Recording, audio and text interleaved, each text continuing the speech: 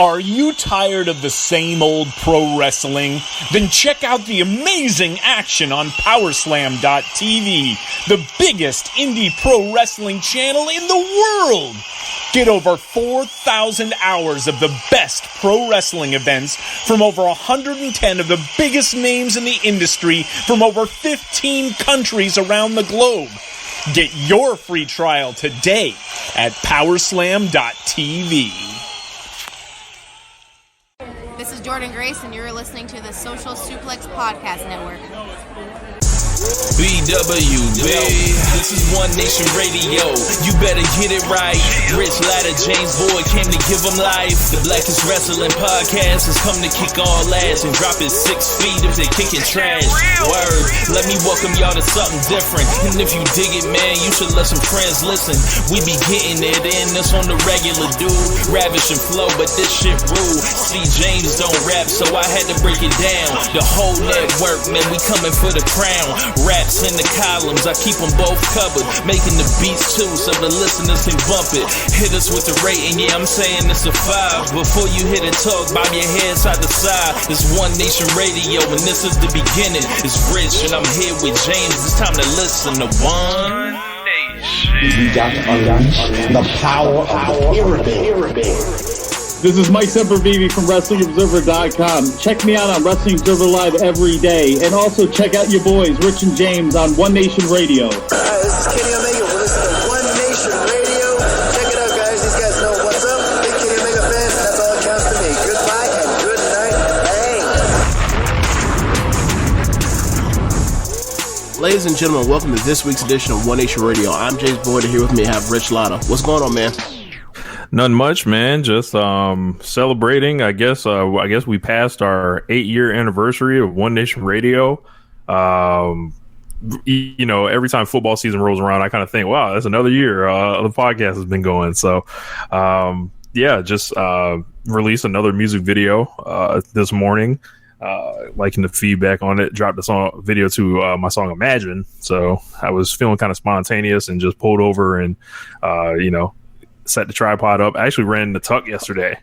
That's crazy. Real quick, we'll get into Tuck in a second, but real quick, don't ever on this podcast or ever to me say that you felt real spontaneous and wanted to pull over. Don't ever say that to me ever again on air. Okay? All right, now we can move on to talk about our homeboy Tuck. What's Tuck up to?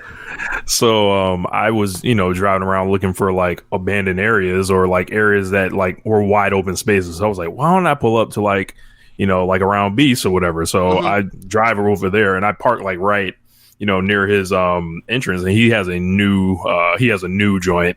I didn't recognize the vehicle he had, but okay. It's like it looked like some type of wagon, but so always drives those Ranges or something like that. So he jumped out of the car and he was like, and I looked over, I was like, oh snap. So we rapped for a little bit and yeah, it was cool. Like I hadn't seen Tuck in quite a while, so we had a nice little conversation. Yeah, for those that are listening, Tuck's our homeboy. He's also a personal trainer. When we have lost various amounts of large quantities of weight, me and Rich each, it's been because of times where we decided, hey, let's go work out at Tuck's gym. So if you ever seen Skinny James, which is very rare, or if you ever seen Rich when he's slim and trim, has been with the work of Rich, been a work of Tuck at Beast Athletics' gym. So I last saw Tuck back in February, which is funny because I was about to start going back to Beast, and then shut the whole country down. That shit. Yeah, so that's the last time I talked to him. We had talked for like an hour about different things. Like it's the first time I had seen him since he became a father, so that was also interesting to talk about. And the times we're in with that was a part of the talk too. So I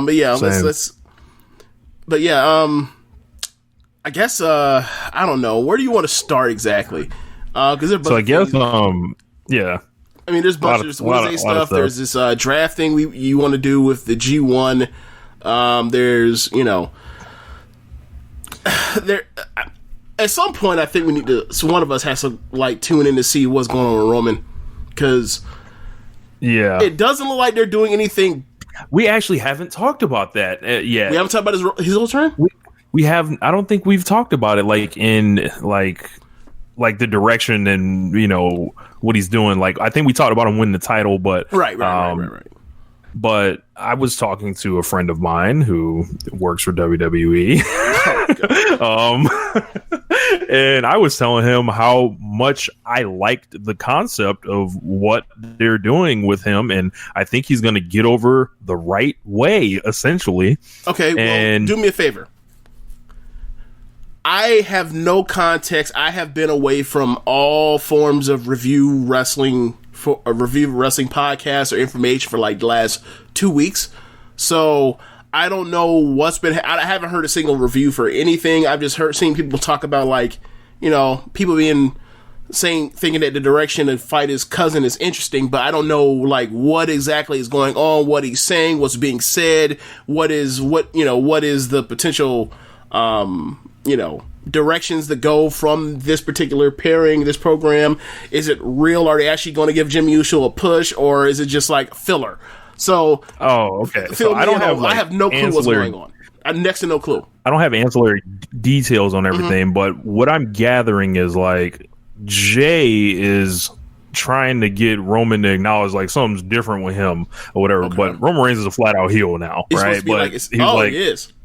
Oh yeah, and he's like, I got everything under control. Like that patronizing ass line, like I know what I'm doing. Us like, and the fact that Jey Uso is getting a title match, it's not a real push or anything, but I figure it has 3 outcomes that are all good. Mm-hmm. Either A, Roman and this guy have a nice match, and Reigns wins. Whatever, and it's a nice, dude to throw at him to begin. Mm-hmm. Second, he beats the shit out of his cousin, right? And really, heals that shit up. Like, man, what is he doing to his own family? Like, what the hell is going on out here? Or C, Jey Uso ends up joining him after the match, like, on some Buddy Murphy's disciple type shit. So, which he becomes Roman Reigns' pin eater, going forward. Okay, so where does that leave Jimmy? I think Jimmy is like not active at the moment. So is he hurt? He may be. Okay. Well, it's nice that like one of them gets hurt or one of them, has some type of situation involving rehab, and the other one's allowed to be on TV. They normally never allow that, so it's nice of them. It's nice, right? So like I'm actually like pretty intrigued to see what they do with that, and it's rare that you'll get me to look at something on the main roster and be like, I'm in. Like, so I'm excited for when the match comes.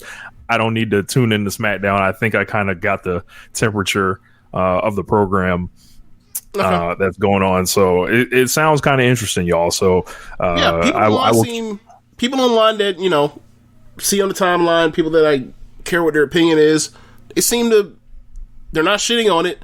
There seem to be some interest there, so like that's good, because like quite frankly, like if they had turned him heel and they shat the bad just way with Ambrose or with any other heel turns they fucked up over the last few years, it'd have been like, really, of all people to fuck up a heel turn with, that guy.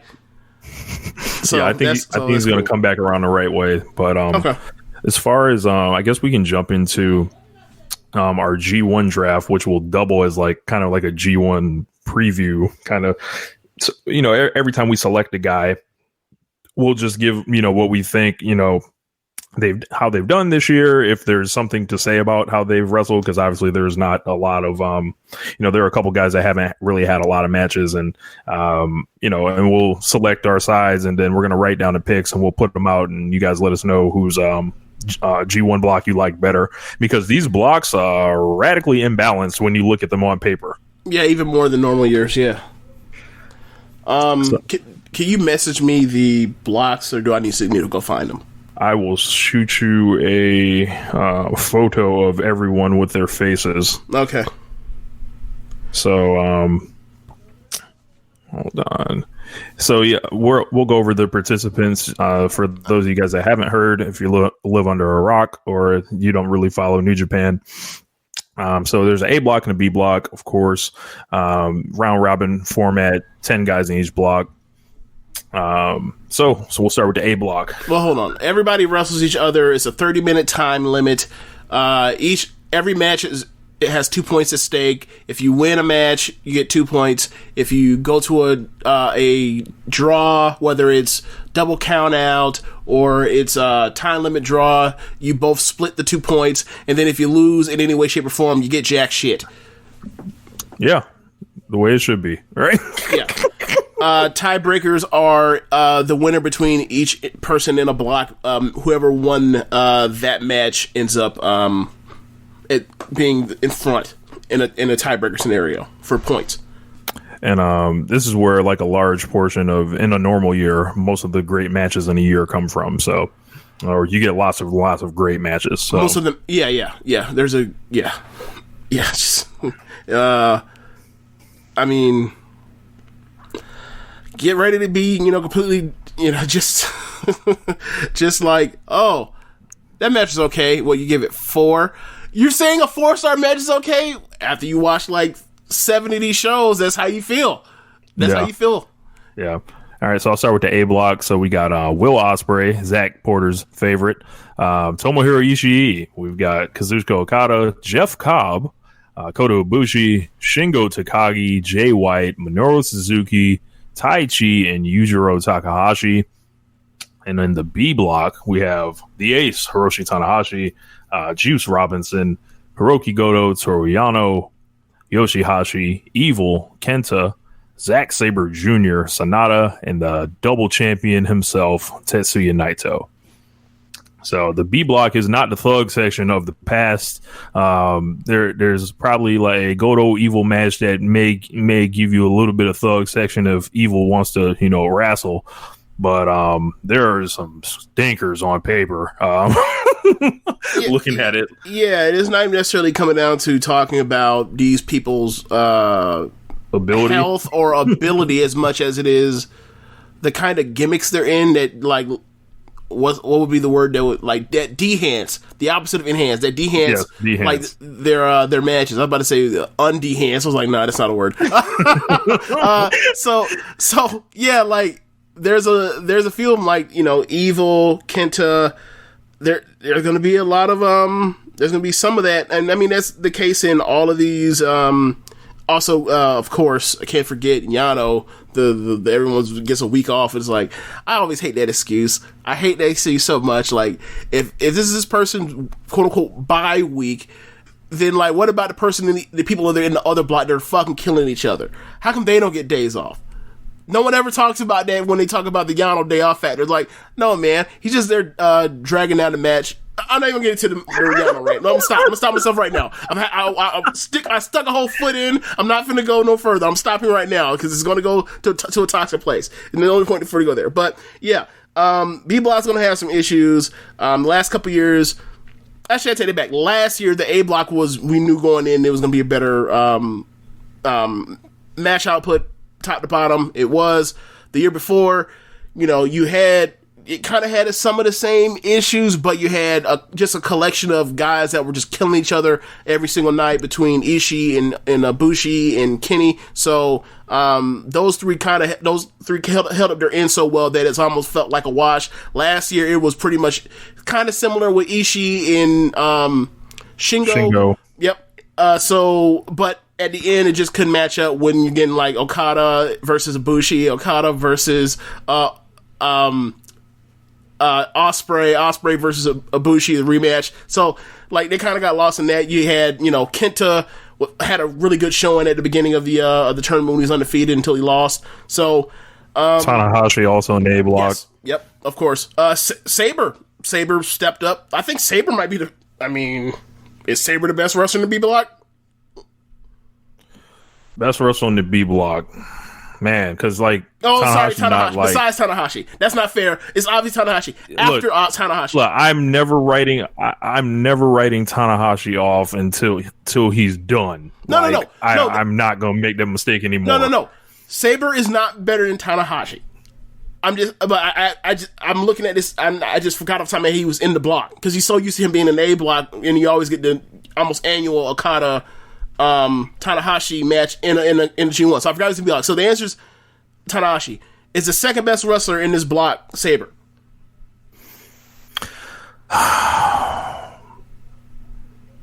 This is tough. Okay, let's do if it. I have to say, better Saber or Naito? Saber. Saber or Juice? At his best, I say Juice. I would say Saber. Sonata.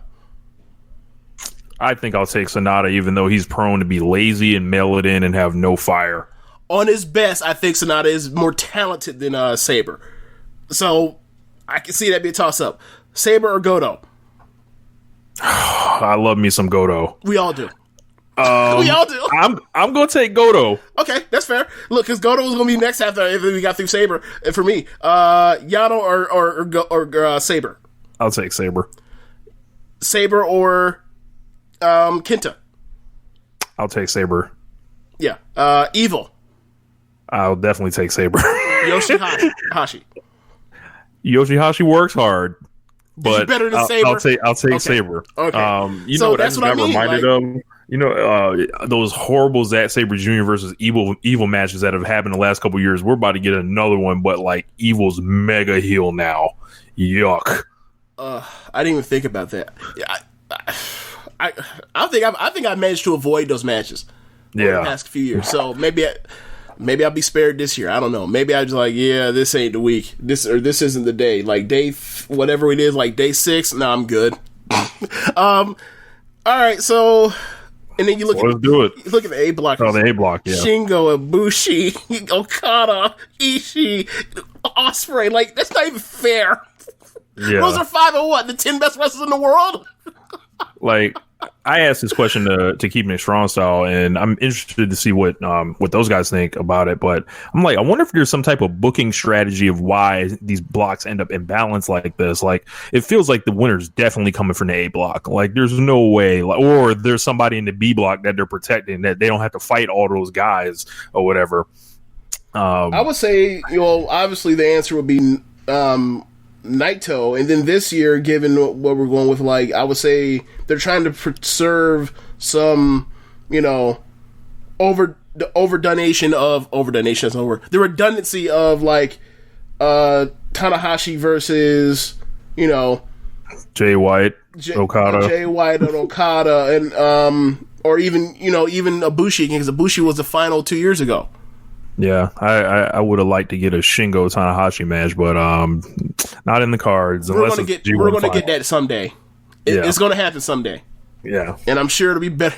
Never mind. Never mind.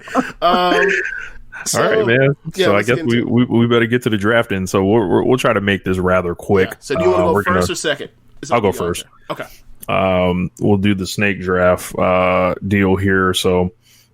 I think there's only a couple ways you can go with this, but I will go ahead and take, I think, in a shocker here. I'm going to take the best wrestler in New Japan this year. I'm going to take Shingo Takagi. Wow. Yeah, I mean it's either him or Hiromu, right? Yeah. Yeah. Well, Ishii like third. Yeah, Ishii is more of an opportunity thing. Like, he hasn't been putting them in spots to have these kind of matches, but, it's Ishii season. So, speaking of that, I'm going to go with Ishii as my second pick. In the first pick of the second round, I'll go with Will Ospreay. Oh, so you got the Rich Ladder Dream match right there. Actually, you know what? Right. Do you want him? Because I'll just switch out. I don't care. I don't give a shit. Like, I'll go with Okada. That's fine. Nah, I'm good. I'll take Kazuchika Okada. Oh, okay. There you go.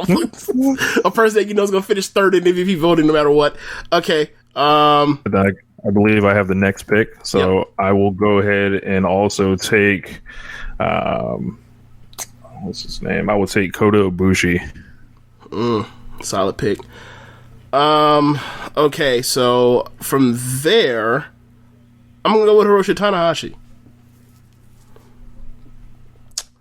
All right. From there, I will go. It's my pick. Remember, it's like basically. Oh yeah, it's your pick. My fault. Nope, not going to do it. I'm not going to pick him. And after he's pulled his hat out his ass, and then he's going to like lay it down in the G1. I'll go with Saber. CSJ. Alrighty, I will go ahead and take Minoru Suzuki. Damn. All right.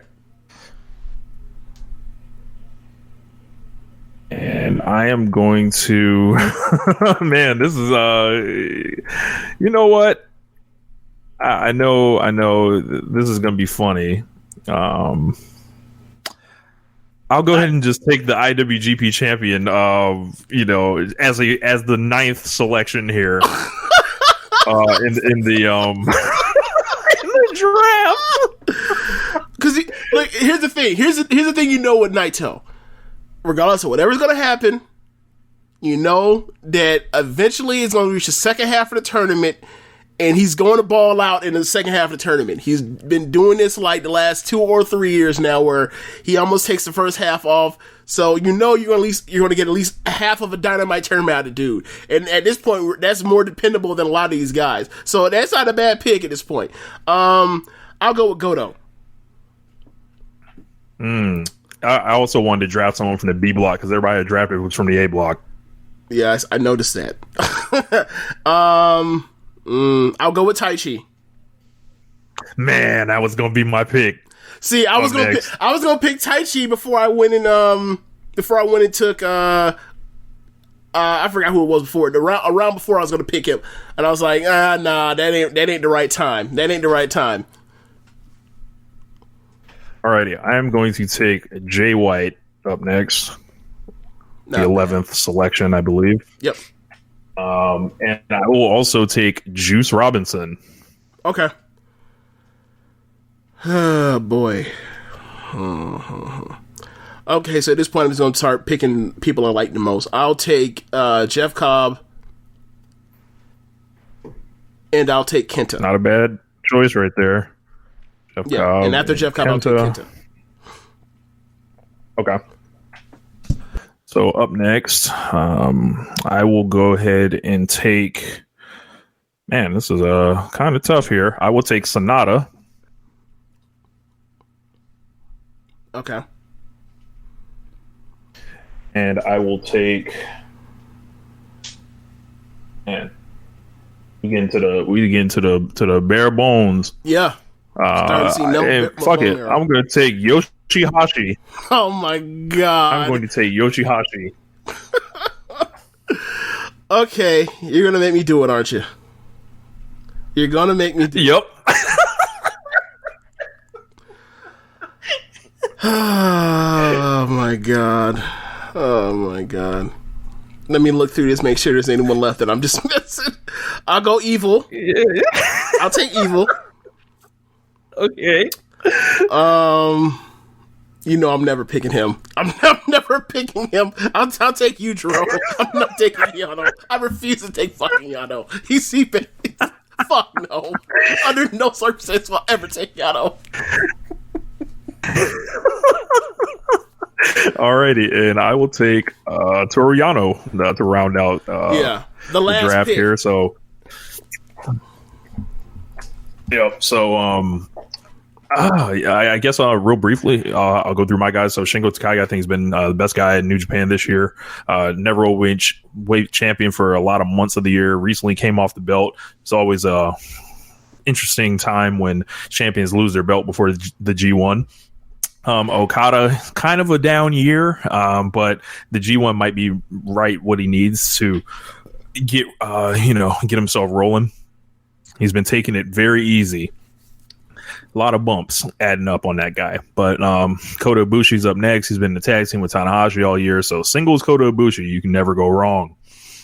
Minoru Suzuki, also a Wrestler of the Year candidate in New Japan.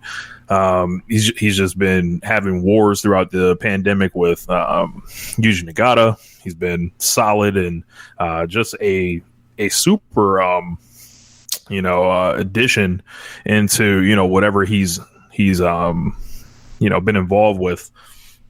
So after that, we got Tetsuya Naito. Of course, he's the champion. Sometimes he's prone to disappoint you, but at the same time, he's a big star. He's also someone that you can, main event with, especially against, a lot of the guys that are in his block. On some of those nights where we don't know about, the main event, they need to go ahead and put a lot of asses in the building. You can depend on Naito for that. White's been gone throughout the pandemic, and he's recently returned on New Japan Strong. He's got to answer a lot of questions this year. I think he has been not great at all this year. Especially with the stuff I remember from the Dome. My God. Juice Robinson, he has to fix his look before he fixes anything else. Sonata, super lazy, super no fire, just barely looks like he gives a fuck. Might fuck around and win the G1 just because Gato liable to do anything in fucking 2020. Yoshihashi, always going to work hard, won his first title this year, never open weight 6-man champion. I think he's still the champion of that with Ishii, and I don't remember his exact team. However, that guy's always gonna give you a good effort. And I remember he came in, he wrestled Lance Archer here in Tampa Bay, and it was solid match. And then Toriano's gonna do Toriano shit. So the king of pro wrestling, that is Toriano. So James, take us through your block selections. Real quick, the current champions right now are oh shit. No. I could have swore I just had it up. Okay, hold on. Scroll. Yeah, it's Goto. Goto's the third person. Okay. Yeah, Goto, Ishii, and Yoshihashi. Okay, so my squad, first pick I took Ishii, guy that I'm pretty sure he was the MVP of last year's. The year before that, it was either him, Kenny, or Ibushi, depending on your preference. You could have picked any of those three guys. They were killing it. He's a person that's just built for tournaments. He just always comes out and is great. But it's never going to happen for him. He's somebody that you have great matches with. He's not somebody that you put the promotion behind, unfortunately, even though I think his matches can move you on that level. But it is what it is. Will Ospreay eventually at some point is going to win one of these, whether it's this year or next year or 2 years from now. It's coming. And I would say the same for Ibushi as well. So I'd be on the lookout for. I think he's always a threat. He's also a threat to be the MVP of the tournament as well. Last year he came damn close. He may have been. And I think we're going to get a lot of answers as far as what they want in the immediate future between for Ospreay when we get to this Jay White match eventually, whenever that is, on the placement on whichever card during the tournament. Yeah. With third pick, third round, I took Hiroshi Tanahashi. Just one of the greatest of all time. Still consistent. He's going to give you, you already know what you're going to get from him. He's going to go back and forth. He is going to sell his knees. He is going to take out your knees. You guys will start selling. He will eventually slap the shit out of you, and then the crowd will be, whatever the equivalent of on the edge of its seats while in this pandemic situation until there's a finish. He is just like. They'll be hitting the share button on their apps. Oh yeah, that's right. Yeah, like he makes wrestling so easy, so simple. He's a threat to win this block, given the lack of star power in this block. This is the one where you think either this is he can win. I think he can easily win this block, but I don't think he will win the tournament, especially after 2 years ago. I think that was probably his last real chance to win the G1, but I could definitely see him winning this block and then putting over whoever in the final, especially if it's someone like Ibushi and it's a playoff of 2 years ago's tournament final. Next after that I have Zack Sabre Jr., I think he's a threat probably for I think he's a 10-point threat. He's, it depends on what he's going to get out of his the people he's wrestling. He's in that B block, so there's a lot of people that don't want to actually wrestle, but when he gets in there with someone that can go, whether it's a Goto or it's a Tanahashi, him and Tanahashi have very good chemistry. They always have had that. I don't recall ever seeing him and Goto together, but I don't see why they wouldn't work. It's a big tough man versus submission specialist, fighting for his life because he can't fight him hand to hand, so he has to use submissions. I think he's gonna have a good tournament. He normally does. Goto is pretty much just like that whole never class with Shingo and Ishii. At times you forget that he's one of the best wrestlers in the world, but he absolutely is. And last year, at the beginning of the tournament, he blew it down the stretch. But again, that tournament, this is supposed to remind you that he lost the weight or whatever else working with Shibata at LA Dojo. But like that dude, when he's motivated, is still one of the best wrestlers in the world, regardless of his positioning. And he always tries hard. I don't think I've ever seen him loaf in a match. Rich, you have anything on him like on road shows, road 2 shows, like laying it down? I mean, Goto is a guy that will wrestle to how he's positioned. Gotcha. If you need Goto to step up, he'll step up. If you don't give a fuck about him, he'll show up in a hoodie to the Tokyo Dome and just be like, whatever. What year was that? I think that was like 2 years ago, if I'm not mistaken. Wait, was that for the hair match against Suzuki? Yeah, no, that was 2018. I think that was 2019. He showed up with the hoodie. Okay. Hoodie Goto, a distant rose of a hoodie Mello. Okay. But yeah, Goto is getting older, so I think he's knocking on the door of 40. So I think if they ask him, hey, we need to lean on you for this block, he'll come to play. Yeah. Taichi. I feel like Taichi's is guaranteed to give you at least half a good tournament. This year he's mostly been on his best behavior. I just don't feel like the same way of just feeling like it's a drag to watch him. I'm sure once he's not around Zack Sabre Jr., there's a great possibility he could begin to start doing this nonsense, but I expect a really good match out of when him and Sabre finally get into it. I expect him and Tanahashi to have a really good match. Same for Goto. Eventually, like, there might be even the nonsense with Taichi with Goto, but Goto's going to eventually slap the shit out of him, and then he's going to bring it. So, I believe Taichi's in the A block, though, James. Oh, yeah, you're right. You are right. I totally forgot about that. I'm sorry. We're talking about our picks. Right. Yeah, right. I had just brain meltdown. Yeah, he's in there with a bunch of guys, so he's going to have a bunch of good matches with a bunch of guys that refuse to have bad matches, when you think about it. So, so that's think about all those matches they had with Ishii last year. So we've already seen him have good matches with Ospreay. We've seen him really have good matches with just about everyone. I think he wrestled Shingo before last year. Yes, he did last year. And Kota Ibushi and Taichi, I think they're going to kick the shit out of each other. Yeah.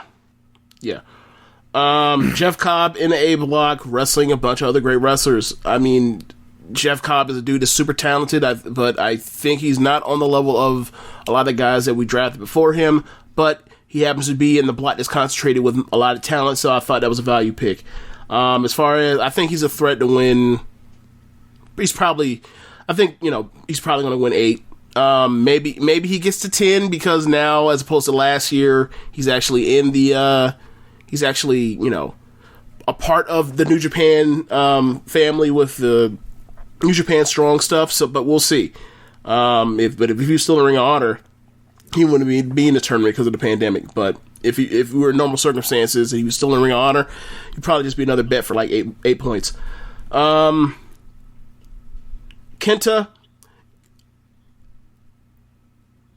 I'm just picking this based off of last year's tournament. I thought he had a really good tournament. I liked so many of his matches. It was really refreshing to see him back in something close to his element from the Noah days. It has not been the tournament last year. May have been like the last thing he had to really try to give us. Maybe that was the last one he had left. But we'll see. We'll see. I hope that he's been gone for so long. I think he might have something, some bullets left in the chamber. Evil was just a spite pick because I'm not picking Yano. He's gonna win a lot of points. Given that his profile is raised since becoming the double champion. Can you believe they fucking did that? I'm still not over that shit. No. No. What was I going to say to you? I can't remember what I was going to say to you. I forgot. But yeah, he can have good matches. We know he's a good wrestler, but he's in the middle of this gimmick, and it's gonna be a struggle for him. I expect him to be at the bottom of average star ratings from Grapple by the time we're done with this tournament. Yujiro Takahashi say I just picked the spite pick. I'm not picking Yano. Yano, he's he's the worst wrestler in this tournament, isn't he? Yes. Yeah. Yujiro's the worst. Yeah. Yeah. At least Yano's like somewhat entertaining. Like, right. But Yujiro, there's nothing there. Like, right. I just want to pick Yano, so like Peter. That's what we got for Yujiro. Like, hopefully Peter shows up. Is Peter even allowed out there? No idea. Yeah, because have you seen her since they started back in was that June? I have not. Maybe I didn't look close. I've tried to avoid Yujiro matches at all costs. Stupid. And he wrestled Okada a lot of times, so that was hard to do. Yeah, it certainly was. But that's my. He's also going to finish at the bottom of the A block. Oh yeah, for sure. Towards the bottom, like either he's going to be he's going to be 10th or 9th. So he's a threat to get like 0 or 2 points. Yeah. Yep. Anyway, let us know whose roster you liked better. You can message us on Twitter, on the Discord, however you guys want to do that. But one thing, moving forward, we got a lot to talk about with NXT this week, as well as AEW, basically coming off of All Out. Big ratings on both sides. I think NXT did like around 832. They didn't get completely murdered by their decision to do that 60-minute match the previous week. Yeah. And AEW broke 1 million. Yeah. Also, it didn't seem to be that hurt by them going up against LeBron in Anthony Davis versus James Harden and Russell Westbrook, which for a game 3. So that was also interesting. We're often told that the effects of bad booking isn't the very next week. This is clearly the case. But the right person at the end up with the belt, regardless of how goofy this all is. In the Iron Man match, you take away the finish, it's a match that you could consider for 4 stars, but it is what it is. But as far as AEW, I thought AEW's rating was very, very encouraging considering what that show was. That was a lot of administrative work. There was a lot of edit. There was a lot of organization and table setting for that show. Not much on the high paced action that you're accustomed to as a person that watches Dynamite, every episode of Dynamite. So I think it is very encouraging for both of them. And more proof that these two shows should not be running in the same time slot on the same day. Just clearly about WWE wanting to curb the potential growth of AEW Dynamite, that was always the case. We knew this a year ago, and it just shows you even clearer now. Well, speaking of curbing the growth, if you're trying to curb that growth below,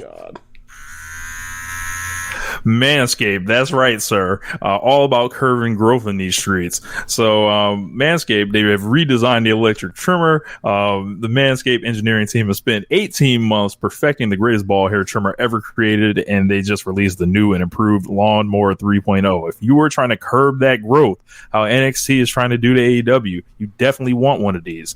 This, the manscaping accidents, they are finally a thing of the past. Of course, we've got that long life battery.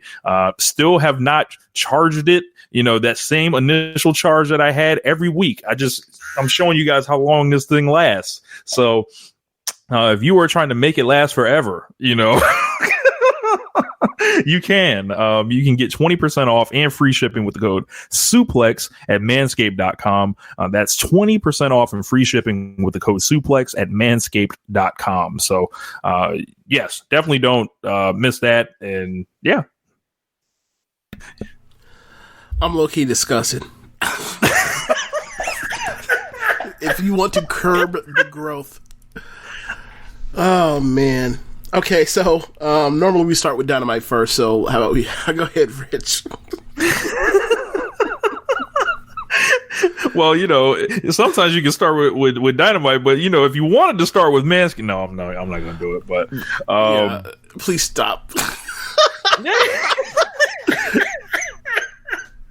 So this is fresh off of the Fallout to All Out, as they say. Right. So they interviewed Chris Jericho and MJF. They arrived at the building and they both, put each other over with kind of a twinkle in their eyes and kind of some rough, sayings. They played fake nice with each other and told each other they were each screwed and they'll each be champion. And then they walked away and it was like a double cut of them calling each other idiots, which was just amazing. Just those two assholes. Of course, those two assholes would be assholes to each other and then fake as fuck. Yeah, I enjoyed it. I've liked every time they've had MJF and Jericho paired together, and honestly, like in a way, it builds like interest in seeing them merge in some way in the future. Like they have really good on-air chemistry. Like they have Kevin Owens and Jericho. What did we used to call Jericho and Owens as a tandem? Jericho. Yeah, Jericho. Yeah, it reminds me a lot of that same chemistry. So good to see them on TV together again. And of course, we had on the opener. This match was actually supposed to happen on Dynamite all those months ago, but the night Luchasaurus got hurt, Marco Stunt had to take his place. So we got Jungle Boy and Luchasaurus versus Penta L0M, which is Pentagon Jr. And Ray Phoenix, and these guys had a good match. It was a little bit sloppy in spots. It seems like they were just not all the way. Remember, it's still hot as fuck out here, but it was pretty good. I didn't think it was anything like super special, but they were trying to do a lot here. It seemed like. Yeah, good match. We know they can have a better match. And if, put in the right spot, right night, basically being like, this is a pay-per-view match, I think they have a way better match than this. Was just an opener for TV. I was surprised. I didn't realize that was the opener until it happened. Also, you mentioned the Penta L0M. So, like, this just came up either last week or 2 weeks ago. So, like, who has basically told them to cease and desist on calling him Pentagon Jr.? Has AAA told him to stop that shit? Probably. Okay. Well, I guess. So we'll have to figure that out. But I think they were trying to do a lot to where they were trying to get the win for Jungle Boy, right, and Luchasaurus, but still kind of protect, the Lucha Brothers with the miscommunication and all that. I'm not a fan of like all that. I'm like, just if you want to beat somebody. They're trying to, I don't know. It's too cute for me. Yeah. It felt like it diminished the win for Jungle Boy by going into that stuff with the brothers all of a sudden getting in a shoving match.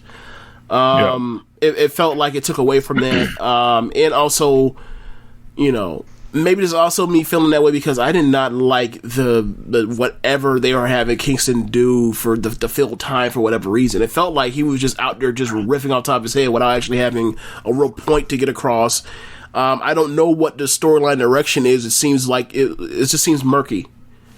Yeah, so he started yelling to the Blade, "Where's your wife?" I died laughing when he said that. And he's like, "Where's your little British friend?" or something like that, in a reference to Pac. And he told Penta and Ray to stop fighting and shake on it and all this stuff. And then at the end, he brings up that he was never eliminated from the Battle Royal. So we'll see if this ends up to where he tries to force himself into the title program, or if he has to run it with either Moxley or Archer in the meantime. But I just see Eddie Kingston as this manipulative motherfucker. Like that's that's kind of like where it looks like it's headed. Yeah, he's clearly plotting and scheming for something. When he mentioned that about he never got eliminated, I could have sworn that Archer chokeslammed him right onto his goons. Yeah, I don't think he went over the top rope though. Ah, okay. Okay. He was outside the ring, then got that shit there. Okay. So up next, they showed a replay of MJF and Mox, and they pushed the pay-per-view replays. Archer and Roberts cut a promo on Moxley. This was much better than Roberts' promos that have been in ring. Jake said they were getting wet and enjoying it, and he was going to make Moxley pee himself. So first, Jake Roberts was talking about busting a nut. Now he's talking about getting wet, and I'm like, yo, Jake somewhere else right now, bro. Yeah, these are far different, far more crude promos than when he first showed up in front of Cody, and he said that they're aiming for Caesar and talking about the Ides of March. That was poetic in a way. Right now, what we getting out of your boy now is just I'll say anything. Give me a mic. But they actually let Archer talk a little bit. Yo, but this is not the same level of Look at Jake. He still got a bit of the fastball. Now it's just nah, this is a talented dude that can say any damn thing. Bro, it's I don't know if I trust Jake with the live mic no more. You gotta pre-tape him. I think it's come to that point. Unless you because what I'm thinking is they're Jake, you come up whatever you want to say, but I think you need to give Jake some bullet points and he'll be fine. Mm-hmm. But I don't think he's getting bullet points. So then Matt Hardy came out smiling. This man, I fucking love this. This was this man was the good old veteran babyface that just everyone has loved for years and years. And it wasn't an angle. It was just you want to see him come back, and you just I don't know, man. It was because Matt Hardy, it felt real, and it felt man, I've had my issues here and there with Matt Hardy saying yeah, he shouldn't have won, or why is he being protected, or stuff like that. But then you think about, hey, how long this guy's been around? He's somewhat of a legend, I guess you have to say that, right? Yeah. So Hardy Boy's a legendary. Yeah, and it's just man, and he's always of late, at least the last decade and a half, this man can talk and just elicit people want to get behind him, even though in some of the times some of the stuff he was doing, of course, with the Edge thing, the Lita situation, that was a bit we know why a lot of people were well, that's why that's why I said the line after the promo was Matt Hardy, elite level sympathy grabber since 2005. Is if there is something real that's bad that's happened to Matt Hardy, people swoon to him, and this is one of the things. I legitimately thought that he made that he I thought that the worst when his head hit that concrete. So it's to see him there, say he's relatively okay, but he's got to go away, take some time off. To show his wife there. It was talked about King Maxwell as well being home, and now that he's older, which is funny, because when he was doing the Broken Hardy stuff, he was like, a toddler. He's probably like 6 or 7 now. So let's be interesting if we ever see him on Dynamite or a Road 2 type of thing, to see the growth of him. So it felt real, and because a lot of the shit was real, and he's always been, he has proven over the last, like you said, 10, 15 years that he can come up with good television as a talker.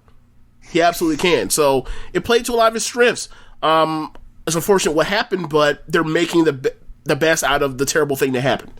I can't lie. There's a small part of me that wanted Sammy Guevara to appear out of nowhere and hit him in the head with a chair and pile driver him. This is not WWF. Work me. This is not WWF. You take that bullshit elsewhere. People would have been gasping and oh, I can't believe this. But that's the thing. That's the thing. Shit like that. See how your mind works? That's the reason why Vince McMahon and everybody else thought it was a good idea to get heat on Roman Reigns' cancer. No. Yeah. No. Yeah. Matt said once he gets cleared, he's gonna try to get ranked, and then he's gonna chase his first championship. So we'll see how that works. I like how he ended that promo, he puts over the ranking system and stuff like that, and just we want to see you climb the ranks, not just, hey, Moxley, I want you, Well, I wasn't even thinking that. I was thinking hell, I'd watch Matt Hardy versus Brody Lee. Yeah, and after that we got Angelico and Orange Cassidy. This was a short match. Angelico had a couple wins on Dark recently. I would have probably rather have seen Jack Evans than Orange Cassidy. I think that might have been actually kind of good if they would actually do it. Quick match. Orange Cassidy hit the orange punch for the pin. Then Santana and Ortiz ran in and jumped Orange Cassidy because this feud will never die. And then Trent and Chucky T ran in to make the save, and then they challenged them to the parking lot fight next week. So it's clear that AEW has wanted to do a parking lot fight, and has been getting pushed back and pushed back and pushed back. But before, it was the Lucha Brothers that were going to do it with Trent and Chuck, and now it's gone to Santana and Ortiz. So whatever they have planned from back then, and now, this shit better be great, because they've been holding this shit off.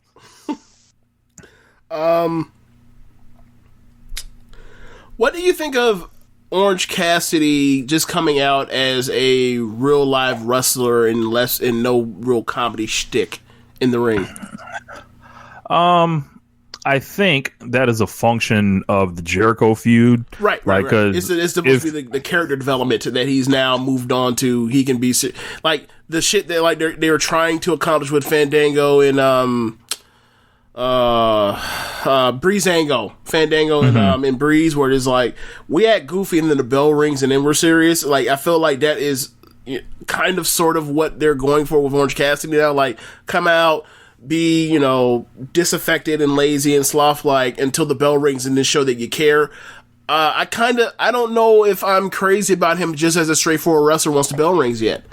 There's more to see. Obviously, he dispatched of your boy pretty fast, but I don't know if I like this. Quick prediction: I think eventually he's going to be after Brody Lee. I can see it. So after that, Young Bucks were in their locker room. Alex Marvez knocked on the door, opened the door, caught the super kick to the chest and whatever. And then Marvez was knocked down. The Bucks ain't want to talk to nobody. Matt slammed the door. So why did they both super kick him in the chest and not the head? I don't know. Maybe it was the jeans. They couldn't get the leg as high with the jeans on. Matt, wearer of tight jeans. I'm shocked he had a shirt on. Then after that, we got the best man. So After that, Tony Schiavone was in the ring, called out Sabian Penelope Ford, and then Sabian plugged his Twitch channel because he's running this joke into the ground and asked Schiavone to get the fuck out of there. Sabian then introduced his best man, and then some indie wrestler named Puff entered. And who the fuck was that? Never seen him before. He wasn't the best man. It was like some, just grade school comedy here.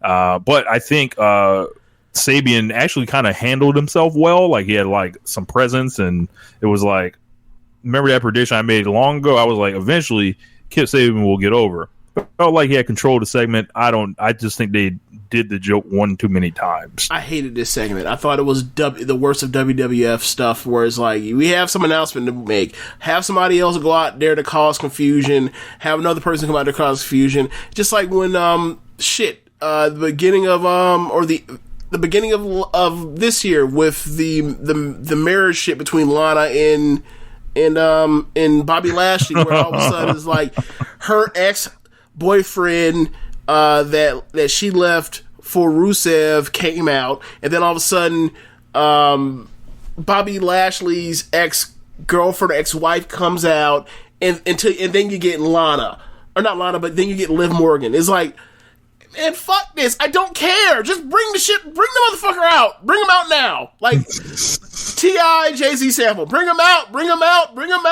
Like, I'm tired. Yeah. I stop wasting my time with TV. You could have spent those 3 minutes, whatever the hell that was, and given that to make Lucha Bros versus Jungle Boy and Luchasaurus better. You could have. Yeah. Then eventually he was like, I'm kidding, let's bring him out. And then all of a sudden you hear some new music that you haven't heard. The name Miro, actually they cut behind Miro and they show all them big broad shoulders and the jacked physique and the blonde hair, and like, who the fuck is this? And then you look and it's like, oh, it's Miro, the former Rusev. I just smiled. The way you said that, bro. I just saw him and I smiled. I was like, this working motherfucker. Like, and I watched a couple of his videos talking about how happy he was to be in AEW. He looks just like he's on cloud nine. Like, his eyes have been open, like, to like in his promo, he said he thought there was I guess, for 10 years there's only been one way to do something, and he just seems like it's almost like he's had this one old hometown girlfriend, right? For years and years, and then this man got to college. Hold on. I'll put Mike on mute. You go ahead and say what you need to say, and then I'll come back. Go ahead. Yep. He went to college and he went to somewhere like Florida in Gainesville or something, and then started losing his mind when he saw the world that was out there. So, and that's kind of like the energy I got from Rusev. But he came out and he was wearing what I can just describe as expensive clothing that kind of confused me, but I don't know. The clothes didn't bother me as much because I'm like, well, young people kind of dig that stuff, and who likes this show? Young people. So I don't know. The whole segment, I was just kind of, I kind of dug his promo. I was like, oh, okay, cool. Yeah, you're the best man. And, 10 years, of course, you got to get your shot saying pew, pew, pew. That'll always get over. But I don't know. I didn't really have a strong feeling one way or another. I don't know if that's what they were going for. But what did you think about it? Thought the segment shoved a brass ring up your ass, by the way. My fault. Right. Thought the segment was just a complete dumpster fire, a disaster until Rusev came out. Miro came out. Good to see him. Happy to see him. Look like he's in good shape still. Because the last couple of years of his tenure, like, he had slimmed down some. He looked like he's about the same size he was before last time I saw him. He's been in the gym. Yeah, during the pandemic. The hair, I don't know if that is a function of, I don't know what that is, but whatever. But it's good to see him. He looked happy. Cut a good promo. Said some nice quips. Had big smile, nice smile. See the natural charisma he has. And it was like, it was almost like, this is the reason why Rusev got over the Rusev Day shit. Like, people like him. He's a naturally likable guy. Right. So, I'm interested to see what he does in the future. I don't know. Who you want to see him wrestle against? Immediately. I mean, I like to see him in Brody, but I think he has to get some wins to build up to that. I like to see him versus Archer. Pretty much, he's in the Hoss division. I like to see him wrestle the rest of the Hosses. Him and Cage would be a very good match. I think that I think we're finally going to see how good Rusev really is. I think he's already good, but like how good exactly? I think we'll find that out. And I think he's somebody I'd bet on. He's somebody I bet on being some type of bankable star if you don't screw it up. I'm not sure. And not bankable star. I'm not saying superstar. I'm saying like he's somebody that can be in the heart of a mid card, and that is more than what he was doing in WWE. He was somebody that they pushed as the heel. As his top heel babyface, or his top heel that was meant to get toppled by whatever babyface, and then after that, his career went like yo-yoed from there after that. So, I think here he could be a consistent like mid card or upper mid card babyface for a while. I've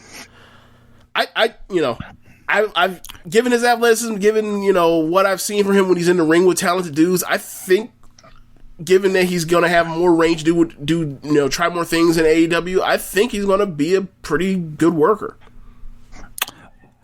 So I'm just not sure. Like, just those people that have spent their careers in WWE, you never know, like, if he's just going to show up for the check, if he's just going to, want to mail it. Like, obviously, like, the prototype now, I think, is Moxley. Like, you hit the ground running and you want to prove it and shove it up everyone's ass. Right. Rusev did say about shoving a brass ring up someone's ass, so I'm going to hold him to that, like, because you could come out here and be like Jake Hager.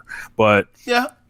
I mean, but I don't know. Do you think? But okay, so I'm gonna ask you: do you think he's more of the Hager, Zack Ryder type, or do you think he's more of the Brody Lee Moxley type?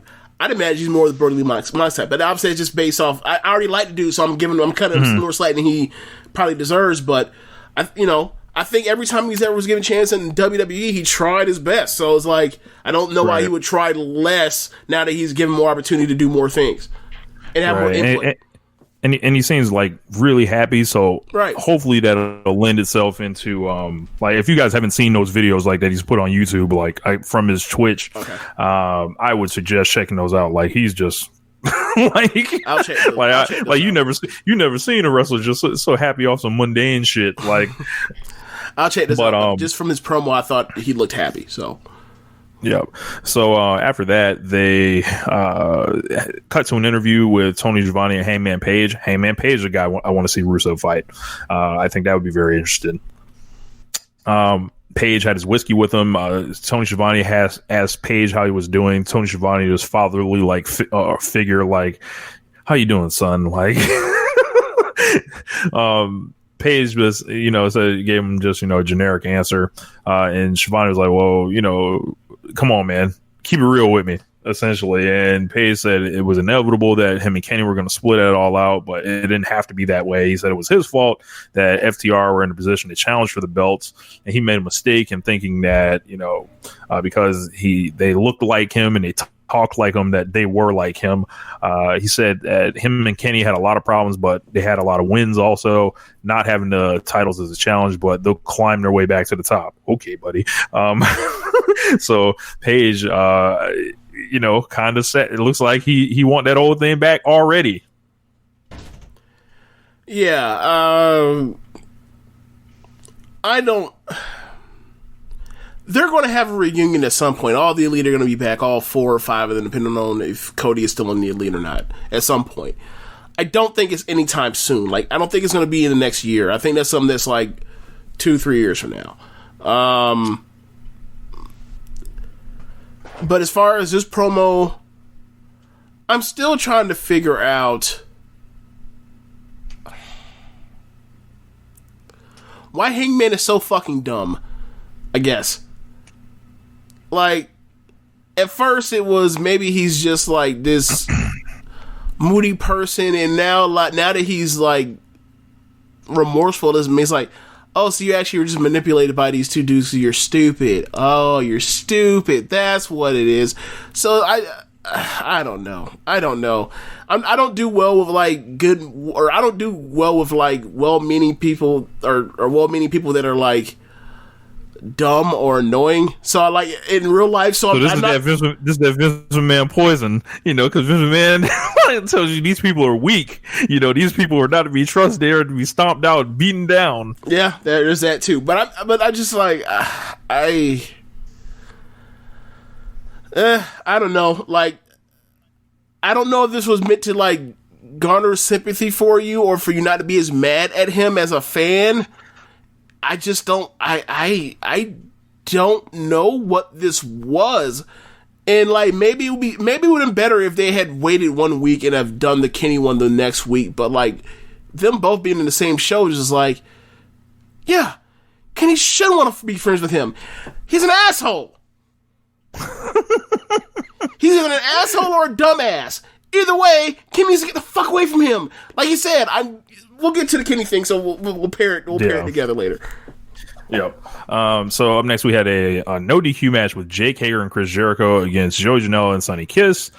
This was actually kind of decent. I thought Sonny Kiss was clearly the class of the match. Joey Janela kind of looked like the second in that team, and Sonny hit a lot of like exciting offense, and Jericho worked well. I think Hager was all right in this match. Like, this didn't stink. Like,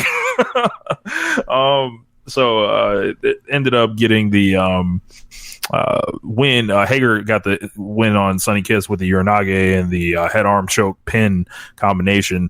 And then after that, Jericho and Hager announced their intentions to enter the tag team division. So what do you think about all this? Match was okay. Didn't love it. You mentioned Sonny Kiss stuff. I thought mostly the match was to showcase him. He did well with the stuff he displayed. It was kind of hard for me to imagine. It's kind of hard for me to imagine like those two Hager, the WWE guys, selling for Janela and Sonny Kiss like that. But it didn't bother me. It just made me like, it pulled me out of the match, made me think about the politics at play as opposed to like just watching the match. But whatever. It was something that was only in my head. But yeah, match is fine. I'm not really that crazy about Jericho being in tag team division with Hager. Like, if it was him and Sammy, I'd be interested. This one, after seeing what we've seen out of Hager, I think Jericho needs to be in there with somebody that's going to drive him to have better matches, matches better than what he's done in the last like month. So, I think Jericho's at a point now where he needs to be, quote unquote, carried, not carrying. He also needs a little bit of rehabilitation, I think, after that the Orange Cassidy feud. So seems like with Jake Hager, he's gonna be winning a lot. Yeah. And I'm not necessarily even talking about wins and losses. I'm talking about like perception, and like he's moving into the tag team role. Like you can kind of see Kenny and Hangman exiting the division. Right. They probably slide in their spot, and I don't know. This is basically like single guys going to the tag team division is like AEW's version of putting Finn Balor back at NXT. Is like, yeah, we need somebody to go solve some of these problems. You go down there for an undisclosed amount of time. Okay, like that's what it kind of feels like. And the thing is, like, the tag team division in AEW is like almost like a no-fail zone because there's a ton of great guys for them to wrestle. So, like, they probably will end up having good matches more often than not because it's just so stacked with teams. So, and Jericho's such a big star that that also drives the interest level. Like, having the Young Bucks, like, it's one thing to have the Young Bucks and then have Hangman and Kenny. It's like, all right, so you have two tag teams that are going to be on a pay-per-view card almost at all times. Or not almost all times, definitely at all times. Now that you're breaking one of them up, like, now you need to replace it, and I feel like they did. Now, you would wish that the people that you made the tag team champs would be in that slot, but would be feels like they just got the belts. Yeah, kind of. They're gonna have to shine them up a little bit more. They have to work more on them. Yeah. They got to strengthen those guys up. Like they can't be long-term champs if they're just gonna feel like, lesser, even with the belts. Yeah. So MJF cut a promo backstage and broke up. He ended his campaign because he lost. He said that Moxley cheated at All Out, but he doesn't blame him because it's in his nature. That's an awesome line for a heel. That means I'm still right, essentially.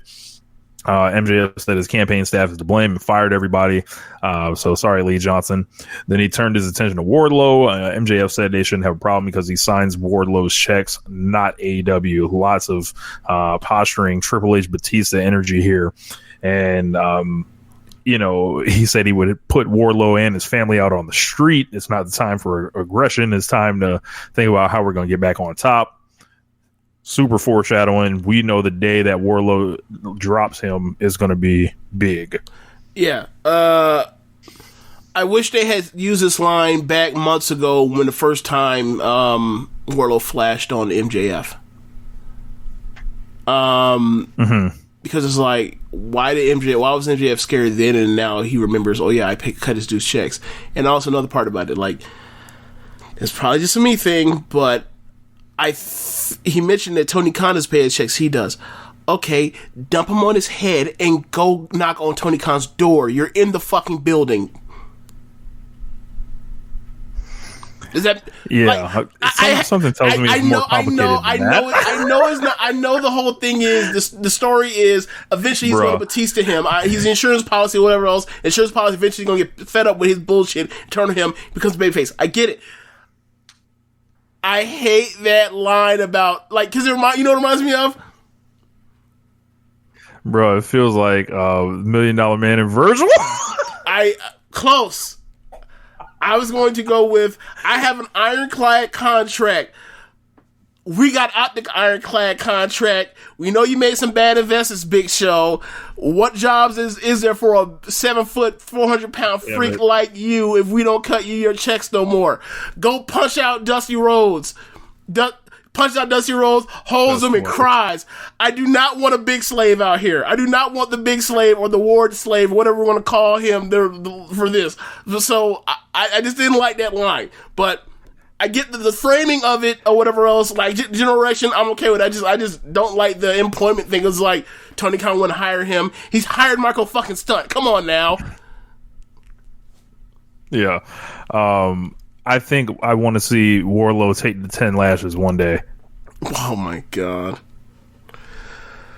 Like, and when he stands up off that 10th one, the building is coming unglued.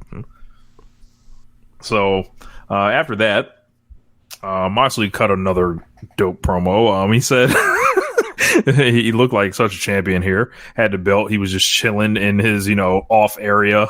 Essentially, it wasn't the construction area this time, but I'll cut him some slack.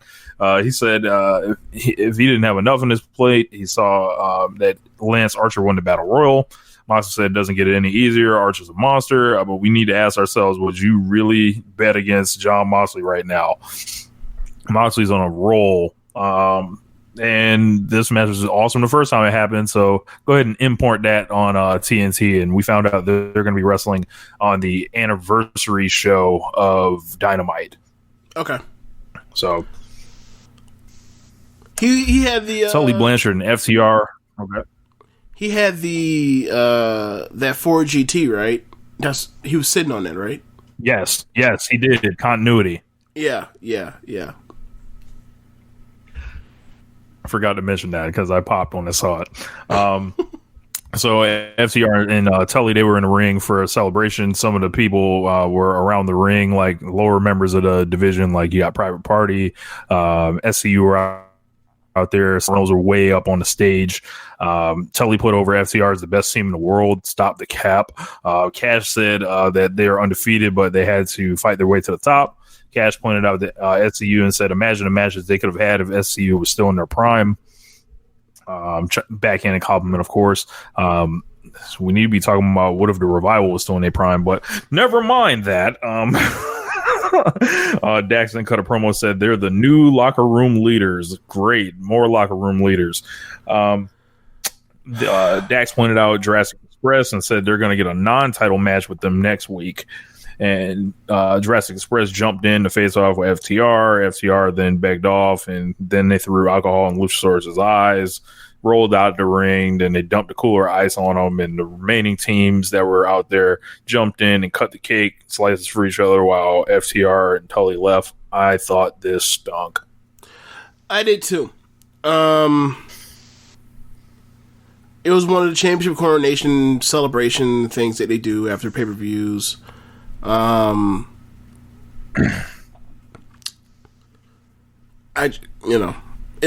was, I don't know. It's really hard because like they give them the mics from time to time and they're not dynamic, and Tully is still super dynamic. And also this is another thing I've noticed is like, I've noticed this for months now. Every time there's a FTR promo with Tully, I want you to watch Bald. I want you to look at him looking at Tully. This has been going on ever since that promo about where Tully, when they did the tag team appreciation thing. Ever since then, every promo they've done where Tully talks, Bald looks at Tully, and I'm telling you, bro, it's like if I were a basketball player and like I was standing next to Michael Jordan talking to the media, and I'm just like, holy shit, like I'm next to Michael Jordan. This is fucking awesome. Like he looks like such a fucking fanboy. And I don't mean it in a bad way, because I think it's cool too, because it pops me, because I'm like, I don't mean this in a bad way, but it's like he is like, he's a pig in shit. He is so happy. So, but like when that is the thing that I notice in your promos, it's kind of a problem. And I don't think they're cutting bad promos. I think they're not really, cutting great promos. Like, and I don't know how much of that has to do with like the Hangman thing, because I think honestly they did a good job with explaining like this is Hangman's fault. Like we didn't do anything. We played on. I actually like that. Yeah. That was good. But like aside from that, like so like when they actually have something to say, I feel like they're effective. When they're just out there just to be out there, not so much. And, that's kind of the reason why AEW, I feel like it's the reason why AEW doesn't really do much mic work or whatever else, or interview stuff, aside from when there's a point in, they were trying so hard to get them, anticipation for this eventual, FTR match on a pay-per-view, that, like, they were giving the mic more than they probably should have. And, I think they need to draw back on that, unless when they went for like the superfluous stuff, but stuff that's needed when it's effective. I feel like they prove they can. There's evidence of success there, but as far as this one, not needed.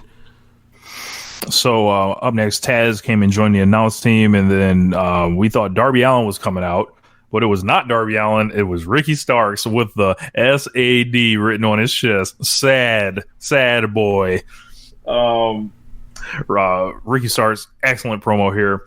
He mocked Darby Allin for getting hurt all the time, told him that he has no friends, that's why you're alone in the locker room, and absolute Ricky Starks is going to absolutely kick his ass relentlessly every time he sees him. That shit was awesome. Like, Ricky Starks, sign me up, put him on the list. Yeah, liked it. I like when he comes out and he imitates Darby. It's funny to me. It makes me chuckle. It even makes Darby chuckle. I want a match. I don't know when we're going to get it, but I'm interested to see the match. There's one of the more things I'm interested in that AEW has to offer right now. After that, we got Nyla Rose against Tainara Conti. The newly signed Tainara Conti came out looking like she was about to cry, overwhelmed with emotion. And, they announced her signing earlier that day. This was actually all right. We saw some, rolling knee bar in the match. We saw Nyla kind of, Nyla kind of has a new character here with like Vicky around, so I think she's going to be wrestling a little different, more things to make her hated rather than, man, she's awesome. So like Vicky will get you booed like out there easy. It's like one of the shortest things in wrestling. But they had no problem hitting each other hard. I thought it was okay. And then Nala won with the beast bomb to escape a triangle choke and pin Tainara Conti. Yeah, match is okay. And then she was going to continue to beat on her, but Sheeta ran out with the big stick, of course, that Nyla Rose is familiar with because she went inside her head at Double or Nothing. And it looks like we got a Sheeta Nyla Rose match for down the road. I would probably assume it's the anniversary show. Maybe. That makes sense. From there, the announcer started talking about how the Young Bucks have been fined for attacking Alex Marvez, and then they announced that Cody would have a big announcement at the end of the show. Okay, so which we will get to. Yeah. The Bucks hilariously paid their fine on BTE today. How did they pay it off? Bruh, so I sent a video in the group. I know you said you weren't by your phone, but Matt Jackson walked up, they're like, well, the thing is, they got the news that they saw it on Twitter. Well, hold on. What I was saying is like once you say like they paid it on BTE, it's like, okay, what did they do? Like it has to be some type of thing. So what did they do? Yeah, so like they saw the news on Twitter that they've been fined, and Matt pulls walks all the way down the hallway, and then they pan to the door and it says Tony Khan. Matt Jackson opens the door, but Tony Khan's not in there. Before he goes in there, he pulls out like a bunch of money, like $5,000. Like, so Matt literally opens the door, walks like halfway in, throws it in the air, and walks out. Like, this shit was hilarious. Like, what an asshole. So yeah. So I was going to. It seems like. Oh, go ahead. Good. I was going to talk about Tainara Conti. So the announcer was talking about her offer from the Dark Order. She still has not accepted, so she's still a good person. So we'll see. All right. So after that, the Cody thing. That's right. You mentioned the Cody thing. Yep. So after that, we got to sit down with Jim Ross and Kenny Omega, and Kenny said that winning and losing titles comes with being a pro. There's no time to reconcile with Hangman Page because it's time for him to be the single star that everyone wanted, and to be the ace of the company, and he's ready to face or to head in his own direction.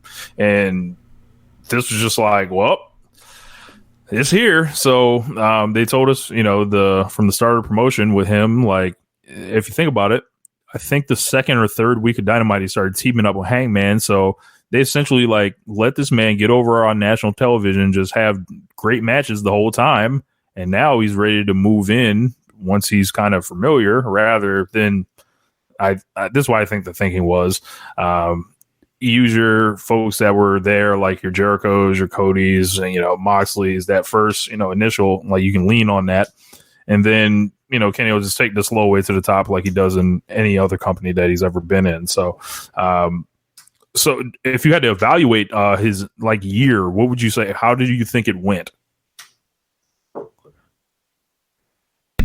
We'll get to the promo in a second. For me, a year in AEW. Am I comparing this to the Kenny Omega I know, or am I comparing this to just them starting out a company? I mean, whatever you want. Probably give it like a B minus. Like, granted, the tag stuff with him and Hangman was great, but I wanted him to be in the mix, like, in the first year. Like, we're getting it now. I felt like him starting out in the tag division was this kind of shit that you do with somebody when you have nothing for. You look at Seth Rollins, for example, and like a million different tag team partners. Right? Tag team chains with like a million different people. So like that's kind of like I felt like they went the utility route for him, and like honestly, that was great for Hangman as that is to save, that's to put an arm around Hangman and say to like, look, man, like we didn't forget about you, and you know they were great as a tag team. They were great. They're probably tag team of the year. Probably they're most likely tag team. They're one favorite to finish as tag team of the year, unless the Young Bucks, you know, still at the end of the year. But they'll still get votes. But I frankly have a higher bar for what I want out of Kenny Omega. Like I think he's the second best wrestler in the world. So like that's kind of where I was on it. Like he had great matches. He had, you know, even inside of the I think he's probably the best wrestler of the pandemic era. To be quite honest with you, as far as in the ring. So, you know, like whatever gets you to the point to where like he has anticipated matches and his singles matches and is not about, you know, getting wins for this other guy, I'm with it. Yeah, I think he's been exceptional as a draw, like better than I would have anticipated as far as like always adding numbers anytime he's been on screen. So clearly like his star power was not hurt doing this, and he kind of got a long-term story going as you think about where they're going into 2021. I think it's going to be the story of Hangman Page and Kenny Omega with each other, like, you know, doing singles matches for the title eventually. And of course, he still has the Moxley match to go back to. Like, he still has so much like fresh stuff to go, especially with you start adding in all the new signings. So rather than blowing everything as a single that's there, where you're in a situation where you kind of feel like Jericho right now, where it seems like he's, you know, I think Jericho he maximized, and he was the person you start this with, he maximized the opportunities that he had there. But you look at where Jericho is now, Jericho is kind of going to where Kenny was last year, I think. And I think they're essentially going to switch positions. So yeah, with Kenny, he kind of got to heal up, you know, as much as he could, because apparently he's had a lot of shoulder issues. And I think he has shoulder issues, you know. So why is he out here in the fucking in Georgia, like getting fucking dropped on his shoulder from the top rope by Trent? Yeah. Shoulder issues. What the fuck are you doing? Like, Kenny's a damn, like, he's a just, bro, he does not care about his body. He's crazy. Bro, he's crazy, this same man wrestled that 2018 G1 that we were talking about earlier. Broken heel. Yeah, I know. Like what? Like, not normal. Like, and I think he got a knee scope like 9 days before that triple threat match that he had with Ibushi and Cody. Yeah, Ibushi and Cody. Yeah. So like, yeah, this nigga, he's a psycho. But I'm of course a big Kenny Omega fan here, so I've like looked at it to where, you know, this guy, he had to be the most versatile, dependable wrestler on the show. I think he got asked to do a lot more as far as like, yeah, go ahead and make this other guy, at the same time keep yourself in what is a historically looked down upon position, like being in a tag team. Like, this man through that was still like is still a wrestler of the year contender here. So as far as the promo goes, like the promo, of course, he announced his intentions to go singles, and at this point, I don't know how you look at Kenny Omega like he's some evil guy. I think he's eventually going to end up as a heel because he's, you know, that's what it's going to necessitate. That's his thing. Yeah. So, you know, so I'm all with it. And, I hope everybody that has, you know, been wishing and begging and all this stuff for, you know, Kenny to do what it was, you know, show him the love if he earns it. You know, like you ain't gotta, you know, come out here and cap for him or anything, but it's like y'all did a lot of talking about how you miss Kenny Omega being a singles wrestler and all this other stuff, and we gonna see what y'all think. Like you know, when the man starts being critically acclaimed, you know, go ahead and reward my dog. What's your favorite match in AEW this year? What do you think is the best match in AEW this year? The tag match. Okay, for me it's Iron Man match. It's 30 minute Iron Man match for me. So like that's what I mean is like, oh, so that in the same week. Yeah. So for me it's like, this is what I want. Like like for me, it's like it's all of that melodramatic shit between like grown adults because it's like four people that are friends are all like in this weird space because one person's being weird. It's like and how do they handle it?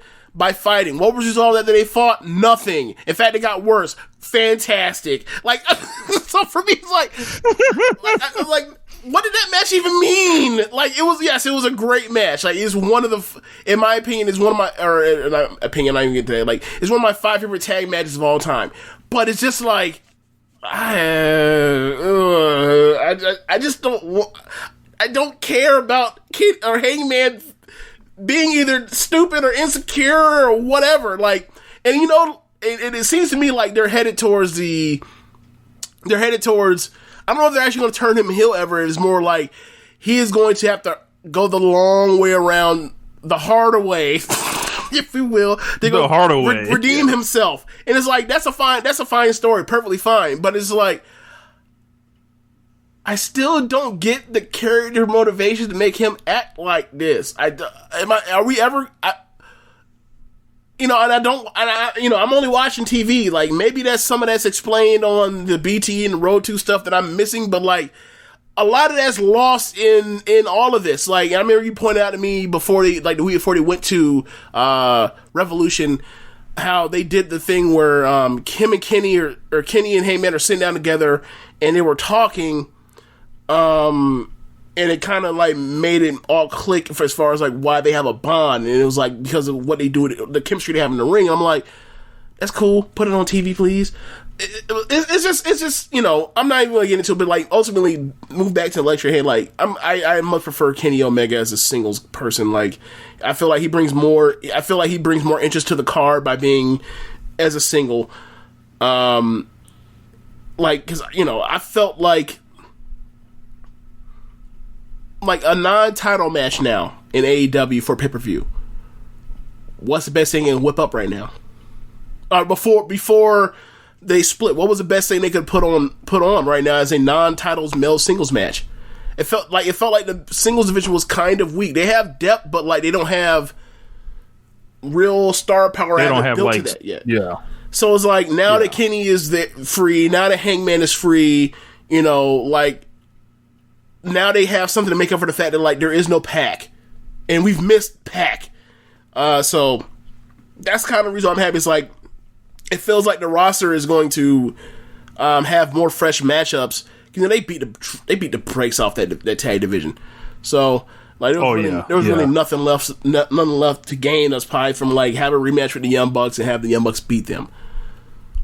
Yeah, I'm glad to Heyman go ahead and took that pin, so Kenny remains relatively fresh here, you know. So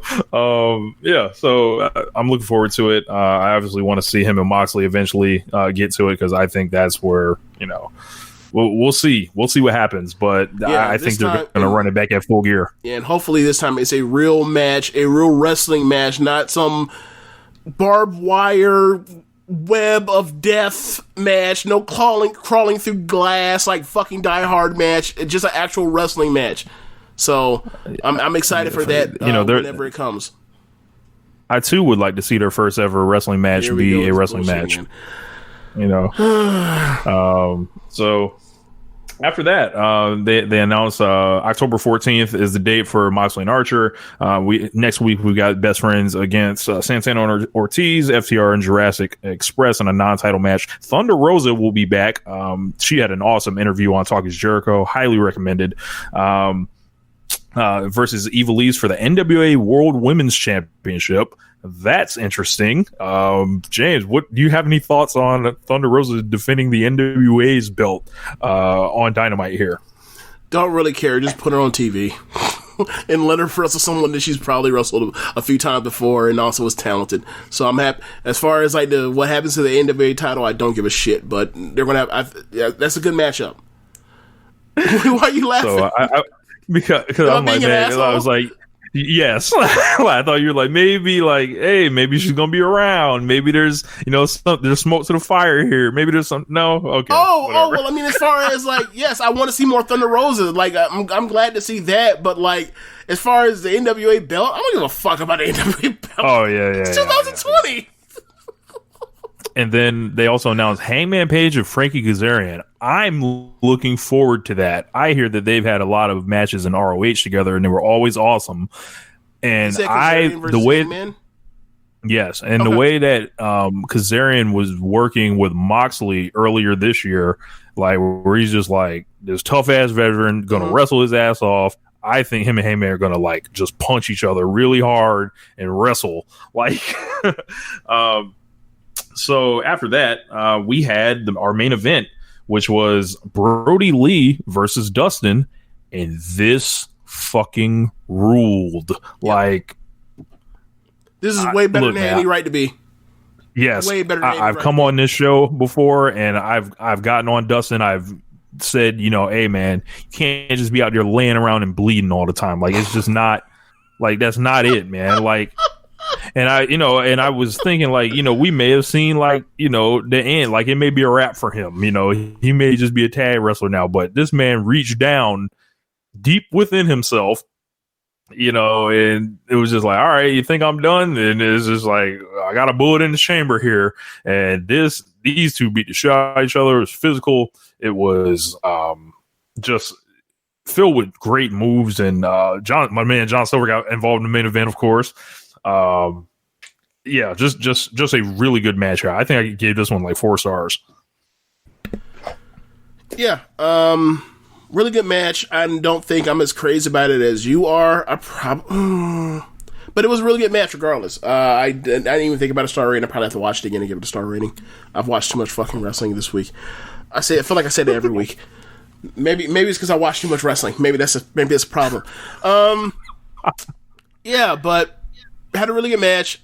Expectations also play into this. I thought this was going to be just like not a match and more of a storyline to get to whatever is next for Cody or whatever else, and it wasn't. And I was pleasantly surprised by that. So enjoyable main event, very enjoyable main event. So after the match, the Dark Order came out to the ring. They dragged QT out there. Was carrying QT over their shoulder. They kicked Colt Cabana out, and they're still upset with him for blowing their win at All Out.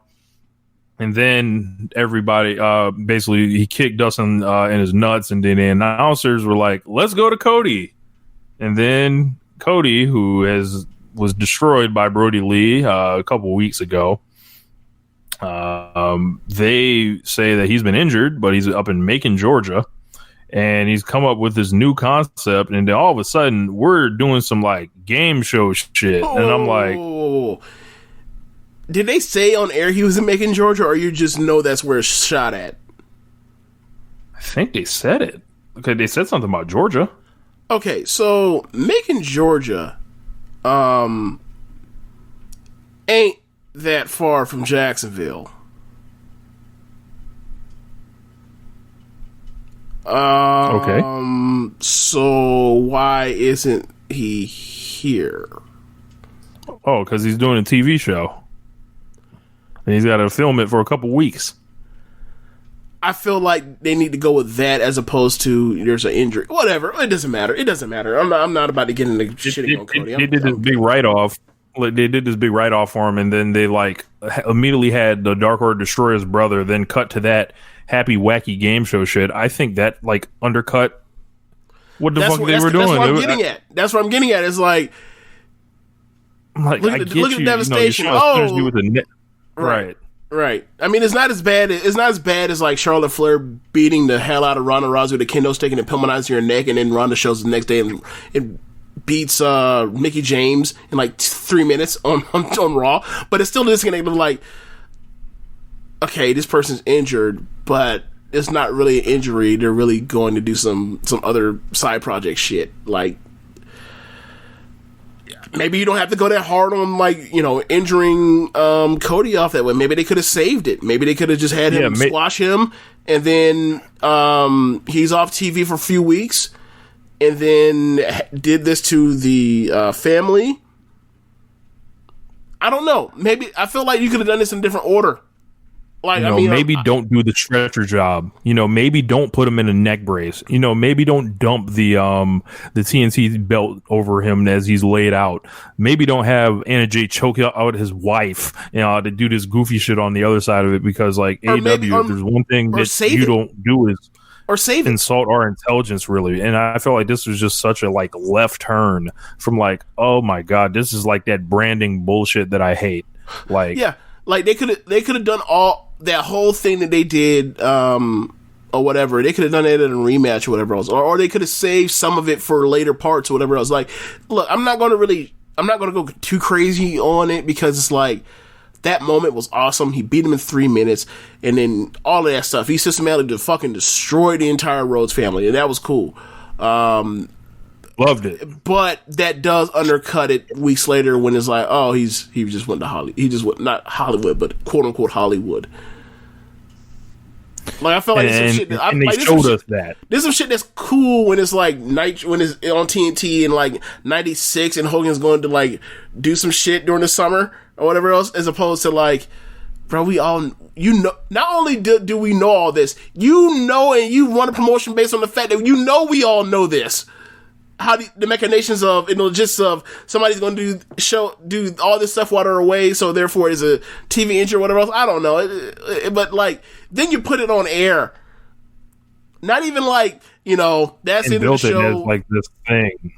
Like maybe I don't know. Was it because they got off air early to play that package, right? It wasn't like they played it after 10, right?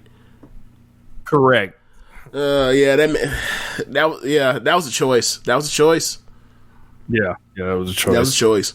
Didn't like it. Didn't like it. I thought it was thought they could have done it they could have approached it a whole better way. Like, if you want to do it at a peak time, do it at the 9 o'clock hour and say, hey, we have a message from, hell, you could have lied and said, this is something Cody worked on, before he lost the TNT championship or something like that. He's going to be starring in a show. Like, why not lie to us like that and work us rather than just tell us the truth and be like, and allow us to disconnect? Like, oh man, what the fuck? Or, I mean, there's a bunch of ways to do it. Like, there's also the part where it's like, okay, so you said it's being shot in Macon, Georgia. It's Jacksonville, Florida. That there's no way that's a 3-hour drive. It's got to be shorter than that. All right. So like, do the thing where like Cody comes back and makes a save for his family is getting decimated, and make Dark Order tuck tail, and then throw it to the fucking thing. 3 hours and 55 minutes. Go do it. Up 75. A 4-hour drive. But if you hit it, I assume you can cut that to like 3.5, and you get no traffic. Actually, Macon's underneath Atlanta, so you don't even have to drive through Atlanta. Yeah, you can probably. Yeah, like, okay, so I know this is going to be like, I don't give a fuck about interstate talk, but like, if you take 75 from Florida to presumably Atlanta, right? There's a junction you take in Macon where you cut like where old 75 used to go longer, where like it's a straighter line, so it's like less mileage to get to Atlanta once you get to Macon. So it's like, I think that's 475. So it was like, yeah, like that's like a hub in the interstate. Yeah, but sorry for putting y'all through that, especially like if Ricky or Clive listen. It's like, I don't give a fuck about somebody in the UK. They're like, talk about the fucking Southern United States. Like, who cares? Like, yeah. Like, just tell me how close the shit is. Like it's less than 3 hours. Okay, thank you. Yo. Sorry, y'all. But anyway, kind of a world building episode. Some solid directions. Some, just setting things up. I thought it was a good show. Yeah. I wish there was more wrestling on the show, but whatever. I feel like all the promo talk some of it could have been moved to later weeks, but especially when the next pay-per-view's not till November or something. So Yeah, I think I mentioned this to you guys in a group chat. I was like, AEW, it seems like these weeks that they haven't been head to head, they've taken advantage of being able to do more talking with people than they normally do with the action. Now there was no head to head. There's no channel to turn it to. So it's like, well, we can do some promos this week. So next week, it looks like they're head to head again. So I think we're going to get like a return to form. Yeah. Yeah, I can see that. Here's my turn to talk about NXT, isn't it? It is, sir. Okay, so NXT starts out with the NXT title match between Finn Balor and Adam Cole. It's the opener of a 2-hour show that's unopposed.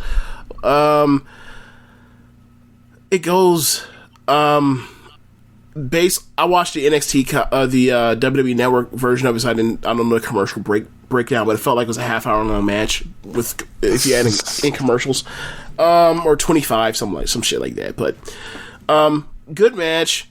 The first segment that goes into the commercial break, the first commercial break was just nothing. Ultimately, the story of the match is Finn Balor hurts his knee. Adam Cole works over his knee with figure fours and the like. They both kick out of each other's finish at a certain point. And then Finn Balor goes for the coup de grace for a near fall. And Adam, with the bad knee, he hits it, sticks it, and then he grabs his leg, clutches it, and then delays, and then goes for the cover. Adam Cole kicks. They say on commentary no one's ever kicked out of the coup de grace, which I could have swore Brock Lesnar did at Royal Rumble 2018. That can't be real. Yeah, there's no way that hasn't been kicked out of. No way. It's WWE. They kick out everybody's shit. So whatever. So they both end up just like after that happens. Adam Cole sets it like he's about to. Gets the advantage. He sets like he's about to go finish it with a Panama Sunrise. I'm sorry, Panama. Is it Panama Sunrise? Basically, it's Canadian Destroyer, whatever. Balor gets up. They fight to the top turnbuckle. They both, like, remember how Phoenix and Nick Jackson were just, like, up on a corner, like, on the ropes, and you're just like, they're about to do something contrived and unbelievable, and then it turned into that Hurricane Rana spot. Yes. All right, those two are up there. And basically what they came up with after they're struggling on the top rope together, on the top turnbuckle, is they came off the top where Balor hit him with I guess a super or an avalanche 16-19 for the win. And that's how he won the title. Very good match. I probably give it 3.5, 3 3/4. And I'm knocking it because of how slow it was to start. I see some people think this is like one of the best matches in WWE this year, and like quite frankly, their matches I think are better than it. Like I think Cage Match has like a 4.5 star match, and I'm like, nah, bro. Like that shit is not that shit is not better than AJ Styles and Daniel Bryan from earlier in the year for the IC title, and that was a match that was slow and all that. And nah, it's just not as good. I don't think it's as good as the two great Sasha and Asuka matches we've gotten this year. But whatever. Really good match. The right person's champion.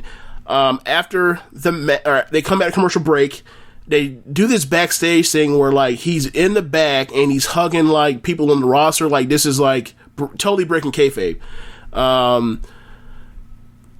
Triple H and Shawn Michaels breaking kayfabe.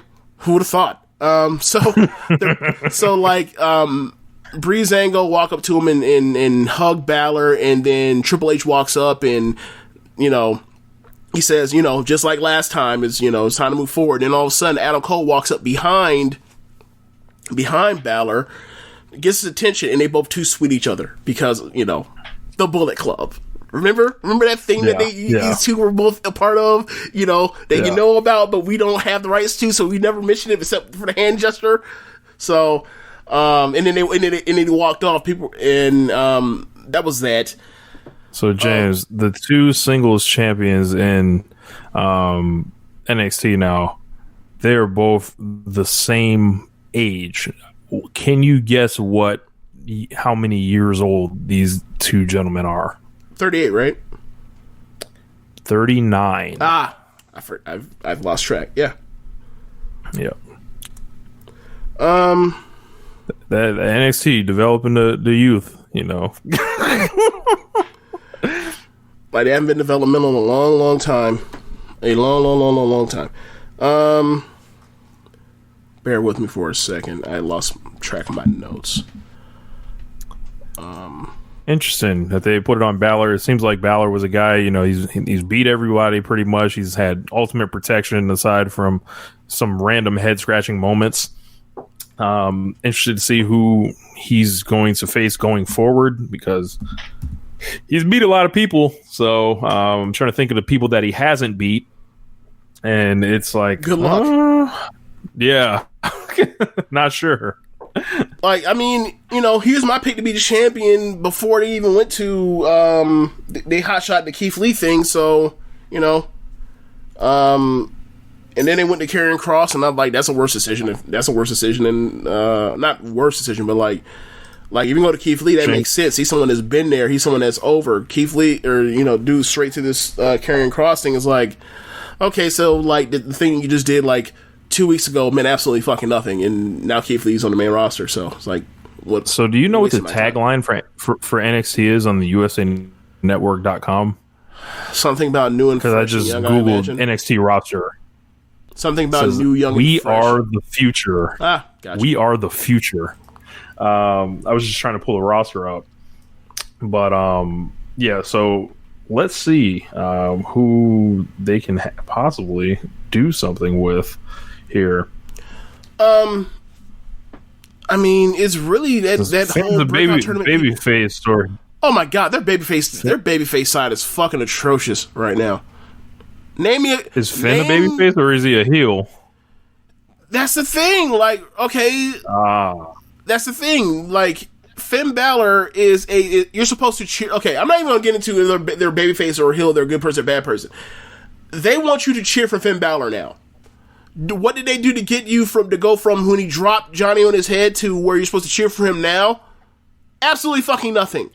Like, when they had those promos, when they had Thatcher and Loomis and Balor in that triple threat match to get the winner to the ladder match. Thatcher had Balor in an ankle lock, and then Loomis snuck up on Thatcher from Loomis snuck up on Thatcher from behind and choked him out, and that's how you got the win. After that match, they showed the next week, like, footage, you know, after the match when it was a commercial break, that Balor attacked Thatcher after that match, and they made Thatcher the bad guy for that. And you're supposed to cheer for Balor, not Thatcher, at the takeover because of that. But it's like, well, the person that's the asshole is Finn Balor. So I'm going to give you 4 names that I have circled and a 5th name, which I don't want to do, but he does hold a victory over him. So I think you can go ahead and book a Roderick Strong Finn Balor match. Yeah. I think you can book Kushida versus Finn Balor. Because she's about to do a program with Velveteen Dream, unfortunately, but yeah. Okay. I think you can book Swerve against Finn Balor. You absolutely could. If somehow he doesn't win the Cruiserweight title. Austin Theory, they love him, even though, double secret suspension, but...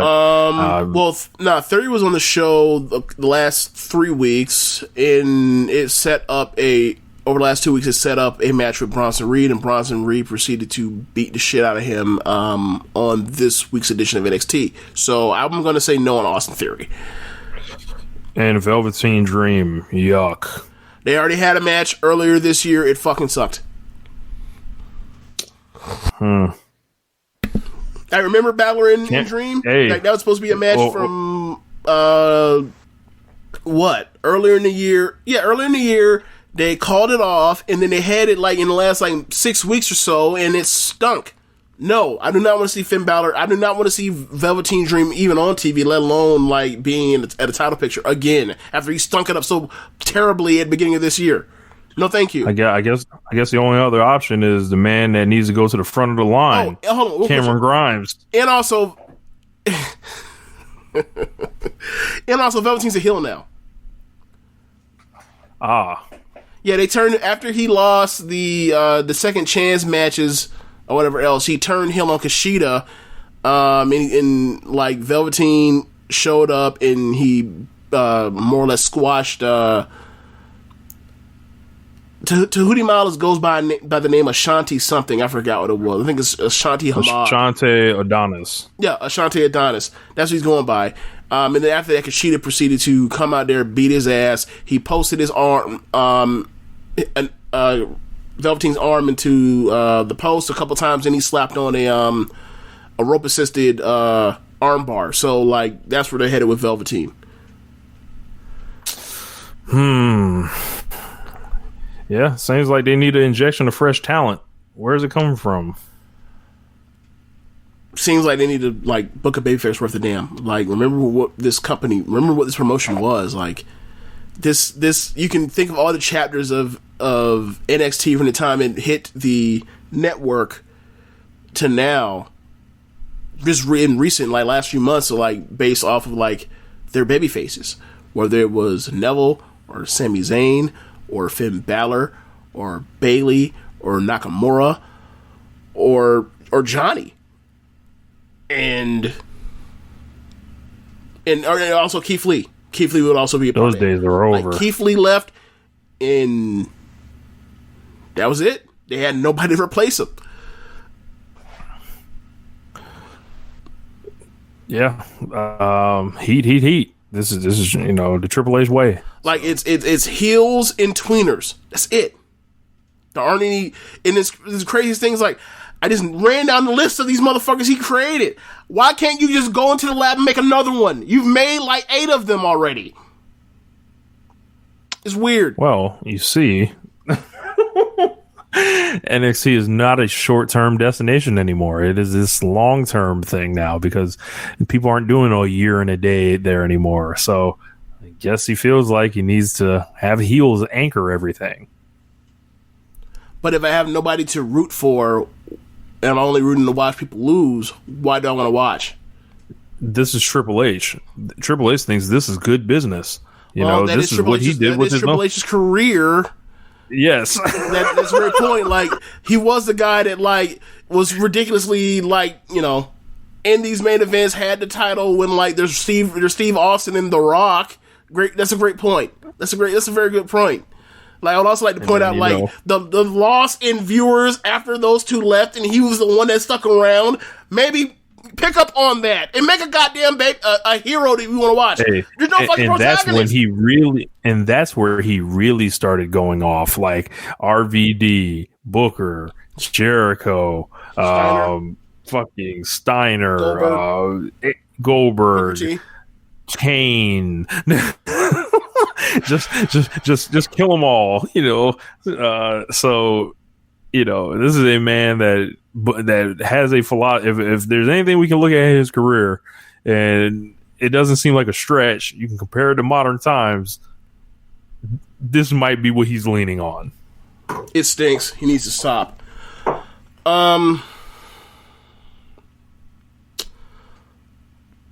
So anyway, we ended up getting an interview from Robert Stone. He basically is backstage with the interviewer and he's walking and talking. It's almost like an Aaron Sorkin show. And he shows up upon Shotzi's tank and he grabs a lead pipe and he goes to swing on it, and all of a sudden in comes the out of nowhere, like instead of feisty, the bubbly Shotzi Blackheart, and she's like, "Hey, what you doing?" And she proceeds to to start whooping his ass. And they're like backstage, basically like by a drape, and Aaliyah runs in, and Aaliyah runs Shotzi into the drape, and all of a sudden they knock over one person, and the next person you see get knocked over is Io, who was for some reason like doing the photo shoot thing, except live.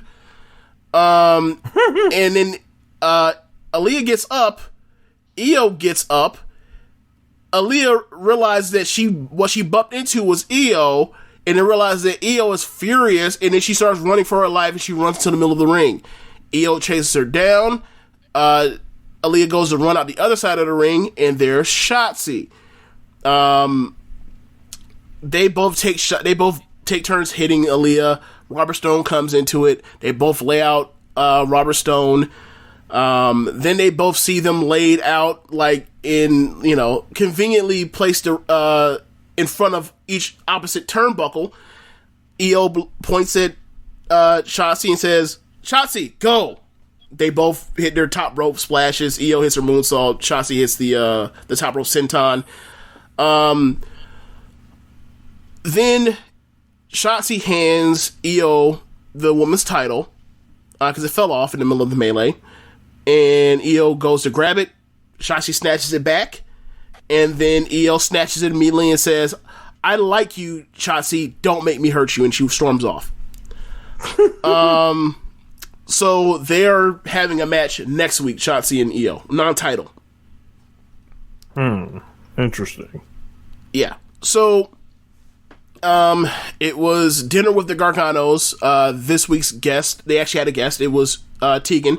For weeks, they've been talking about having Tegan come in and them trying to patch up, hurt feelings from their friendship becoming estranged. So they show Johnny and Candace, and they are preparing for Tegan to show up. And Johnny's like, "I'm only doing this for you. I don't like Tegan. I think she's a bad person." And it's just funny because like Johnny's a piece of shit talking about people being a bad person. That's why it's hilarious. It's like it's like, one, we notice what you're trying to do, but like you're so good at being just this fake asshole. So they prepare, and then all of a sudden doorbell rings. In comes Tegan. Tegan is wearing a Bull Nakano shirt that's in a similar fashion to your Aja Kong shirt, by the way, Rich. And I think it's made by the same company. I think it has the same like company logo on it. So, hey, if you want to see that shirt, check it out in my new video, y'all. Go ahead, James. Yes, gotta show myself. Yes, link to the video will be in the podcast description below. So, branding synergy. So, yeah. So then they sit down awkwardly and sit down at a dinner table when there's no food out there yet. So they cut the commercial break. And throughout the rest of the show, there will be 2 more times where they cut back to the Gargano residence. So come back commercial break, and it's Thatcher's Thatch Canigan, and they have upped the ante. The last few ones just been in the ring stuff, and it felt like they ran out of ideas. What they've done now is he's doing film study. So he is he's gearing up for Damian Priest. So he is doing film study, and he pulls out not a laser pointer on the projector, but he pulls out basically like a almost like a 4-foot nightstick, and he's like, "Stop it right here. You see this? He is a great striker, but when you strike, that means you expose body parts and leave them out hanging. He likes to throw up that big forearm. I see, Kimuras and arm bars and the like. They show him about to give somebody a apron bomb, a la showing Priest about to give someone an apron bomb, a la Kevin Owens. He says, "Stop it right here. You see that?"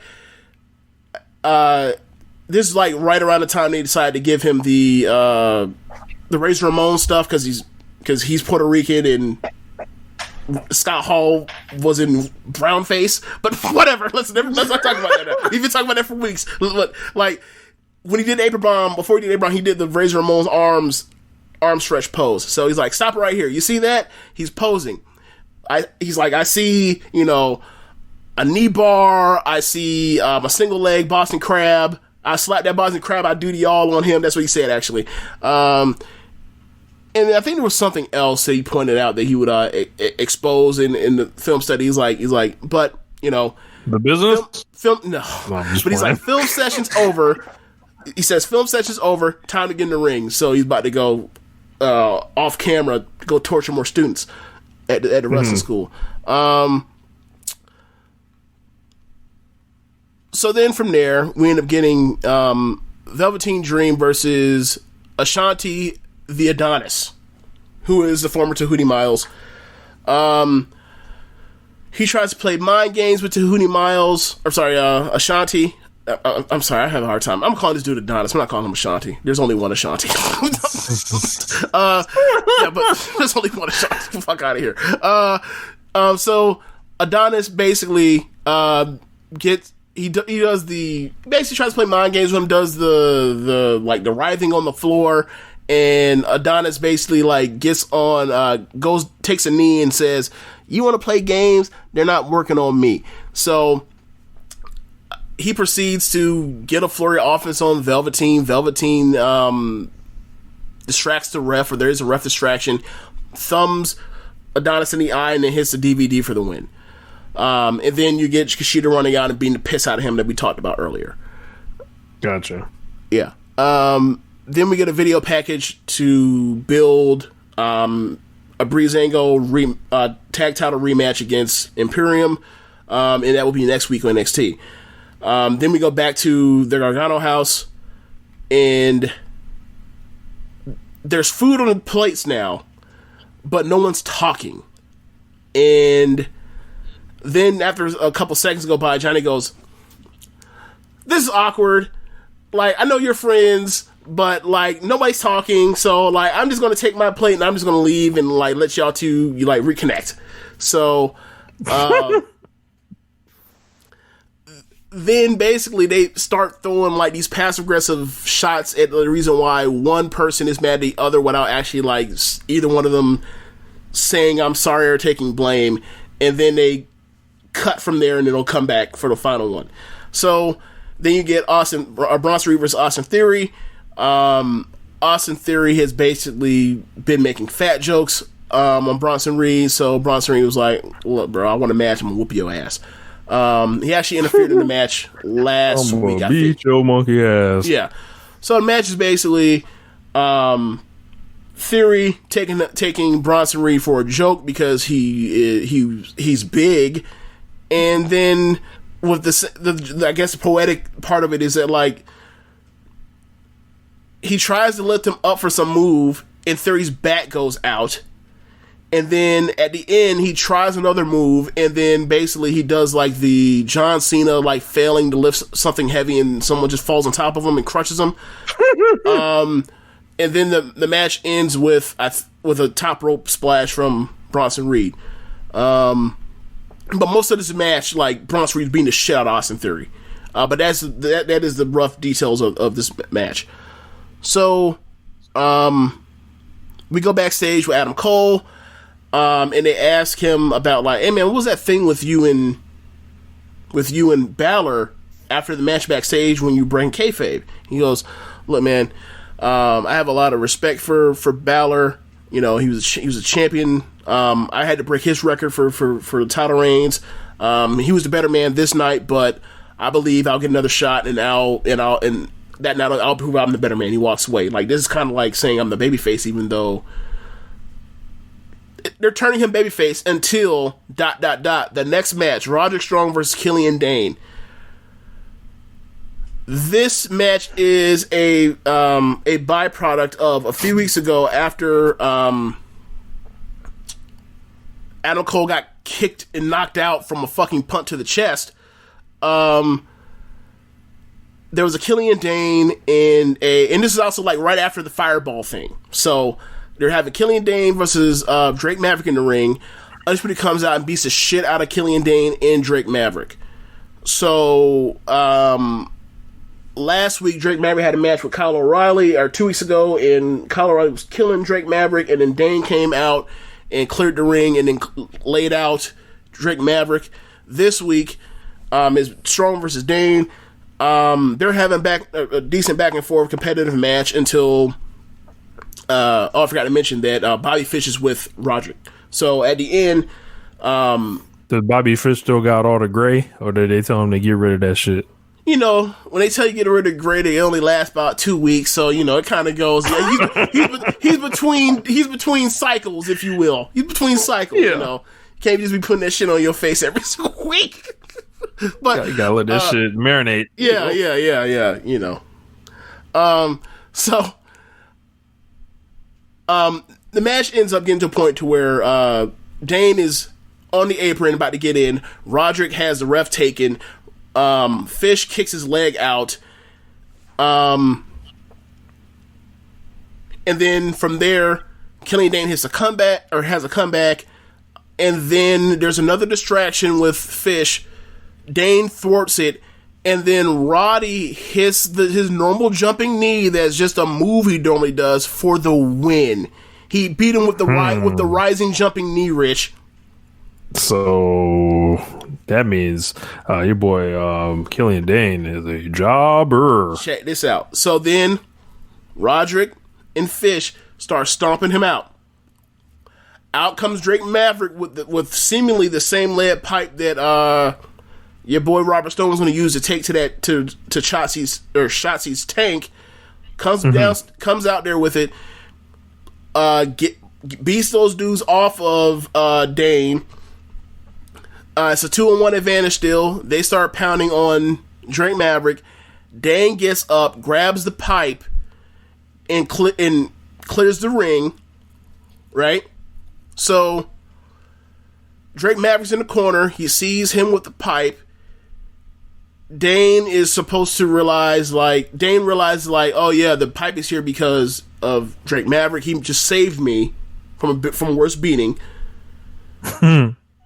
He throws the pipe down and walks out the ring. And while he's in between the ropes to get out, Drake stops him and extends a hand. Dane gets back into the ring, considers extending a hand, but instead balls with fist and punches his fucking lights out. And then leaves. What a fucking gig, bruh. So James, you told me on this show before this man was this great, inspiring baby face. He was, and they've killed him dead. It's the dumbest fucking thing, bro. The dumbest fucking thing. It popped the rating. Remember it popped the rating? Yes. Like, what are they doing? So whatever. Like, and you know what's gonna happen? They're gonna become an odd couple tag team in a few weeks. Watch. Yep. So it's my God. Yeah, why would you be friends with dude? You've bent over backwards for this dude, and he keeps beating you up. Like, what is this?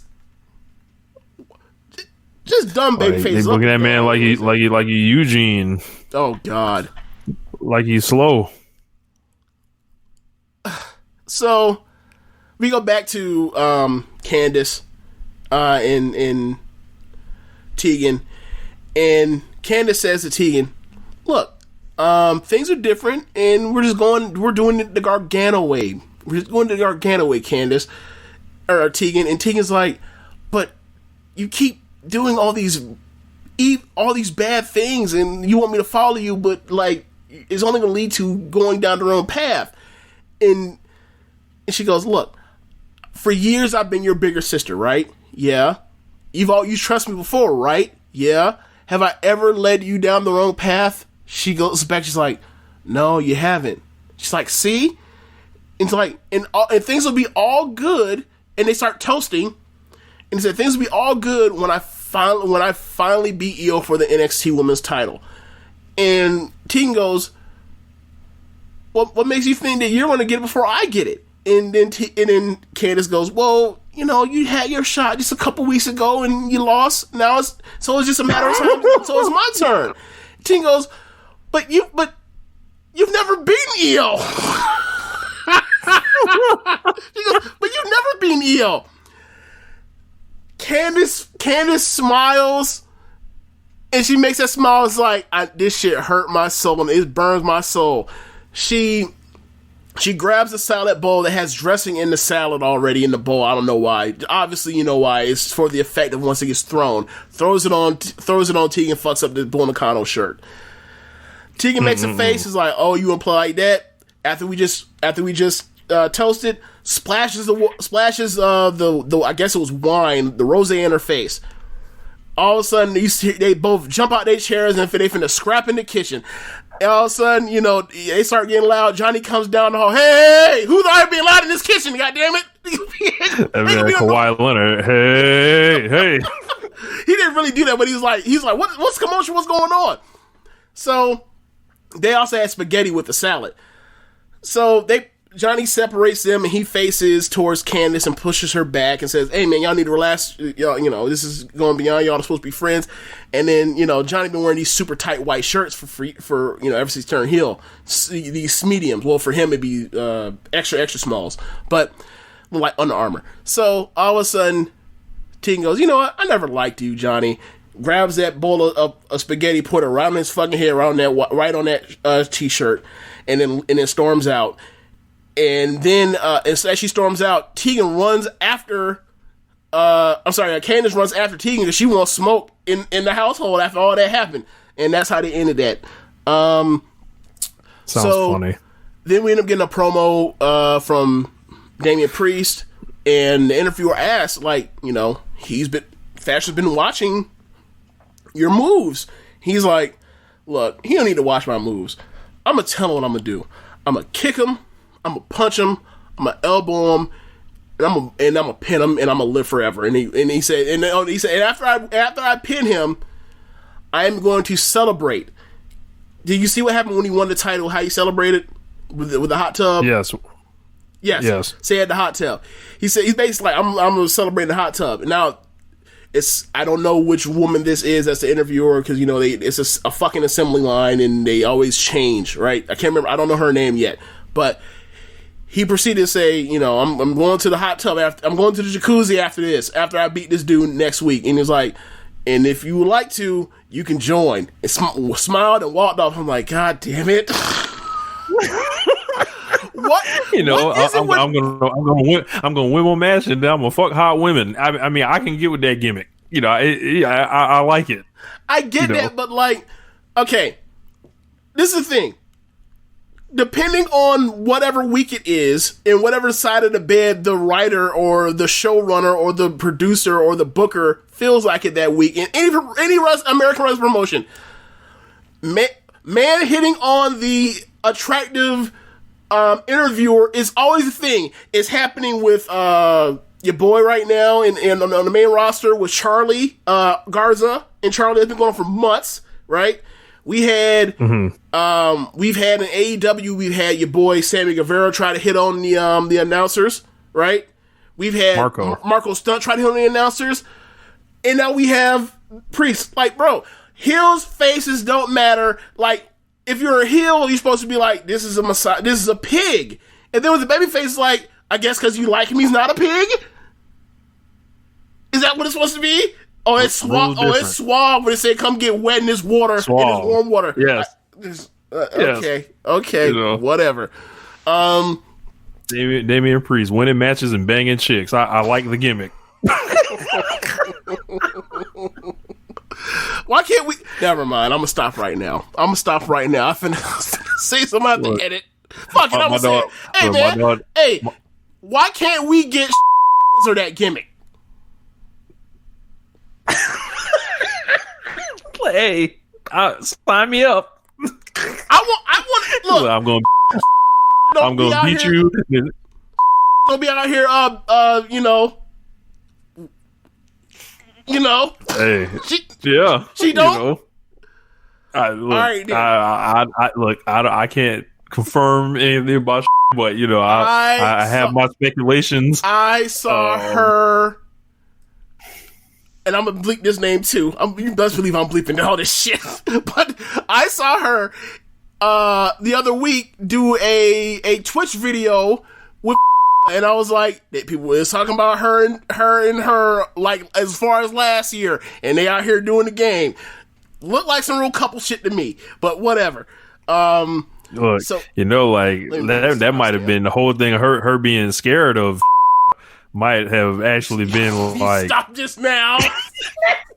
You stop this now. I cannot say any more without. Y'all know what we getting at. I'll make sure 219. I'm editing all them names out. Y'all ain't. Hell no. So, Anyway, so from there, they end up having the main event, the cage match. This is, I believe, the third cage match on NXT TV this year.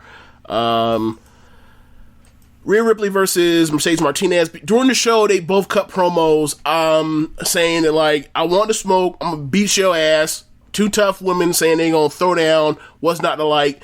I thought that, I can't remember exact words, but I thought that Mercedes had a great promo. It is not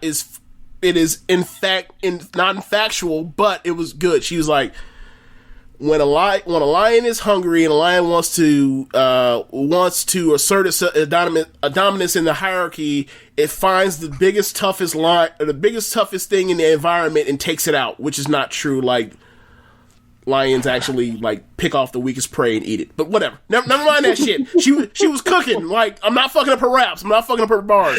So, she said, like, that's why I chose you, Rhea. That's why I've been after you for months, and I'm gonna get you in this cage, and I'm gonna whoop your ass. So it was a good promo.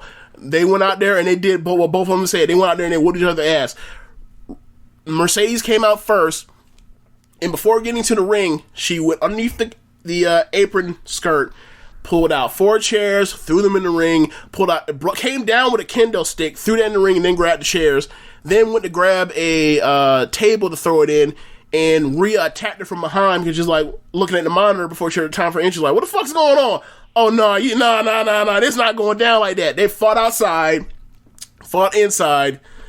There was this crazy spot where Rhea was on the top turnbuckle, and Mercedes hurls a chair over, like, lob passes a chair to her head and takes her out. She blocked it, but it was one of those things like, you know how we always talked about for decades, like, wrestlers and headshots from the 90s and the 2000s. But there's this, like, loophole around it in all of wrestling where if you throw the chair and release it out of your hands and it hits somebody, it's perfectly fine. Whether it was Guevara, whether it's Moxley. Moxley throws chairs at people a lot too in his head. I don't understand this craze of, I can't wrap it around their head like a baseball bat, but I'll throw it at them, and that's okay. That's even more dangerous. You can poke somebody with the leg or the lip of the chair. I don't like it, but whatever. Robert Stone gets involved. Rhea lays him out and leaves him hanging, his dead body hanging on the top of the cage for like until the end of the show. There's a basic end of the match comes down where. Actually, there's a good part. I'm leaving that out. Rhea gets her inverted, lifted Texas Cloverleaf move. I forgot what she calls it. Gets her up into it, and it's about to finish her and make her submit. Mercedes escapes by grabbing the kendo stick and whacking her leg with it while she's weakened. They set up the chair. They set up the table. They end up teasing that they're going to do a Fisherman Buster. Mercedes already did a Fisherman Buster for a near fall. Tease a Fisherman Buster through the table. Rhea thwarts it and then give her the riptide off the top rope or off the middle rope through the table for the pin. Very good match. I think it's every bit as good or maybe even better than the NXT title match in the opener. I give both of them like 3 3/4. But yeah, I think this is a write-off for Mercedes. Like to go to the main roster. Yeah, because you know that cage match when they bring that out, that's like in NXT, it's like a feud ender or something like that. Because there's a lot of speculation she could be in that. Yeah. There's also talking Rhea. I mean, if it's time for her to go, it's time for her to go. It ain't like she's not good enough to be on the main roster, especially that's pretty much the case for anybody that's a star in NXT or anyone that's pushed. Is like they're going to be on the main roster. Look what they have. Look what they're pushing. especially the women's division. Good Lord. Like Candice LeRae. Okay, so they're doing this on the main roster. I know they're doing some either re-debut or some spot for some like hot blonde woman, whatever else. Like, like a Starlet's like. So when this is Carmella, right? Because I haven't heard shit from Carmella in months. So like when this Carmella, I think people were speculating that it's her too. Oh, I didn't know that. I had no idea. But it's I saw funny. the video. They're like WWE refuses to drop this Emelina shit. That's funny. But yeah, it's like when it's Carmella or it's it didn't look like body wise anyway. It didn't look like that was Lacey, because Lacey is swole. So right. But like when it is Carmella or it's Lacey or whatever blonde woman is on the main roster, right? Like, what they gonna do? Like, you're not gonna be like, oh yeah, definitely over Mercedes Martinez or Candice LeRae or Dakota Kai or Tegan Nox or Mia Yim. Hell no.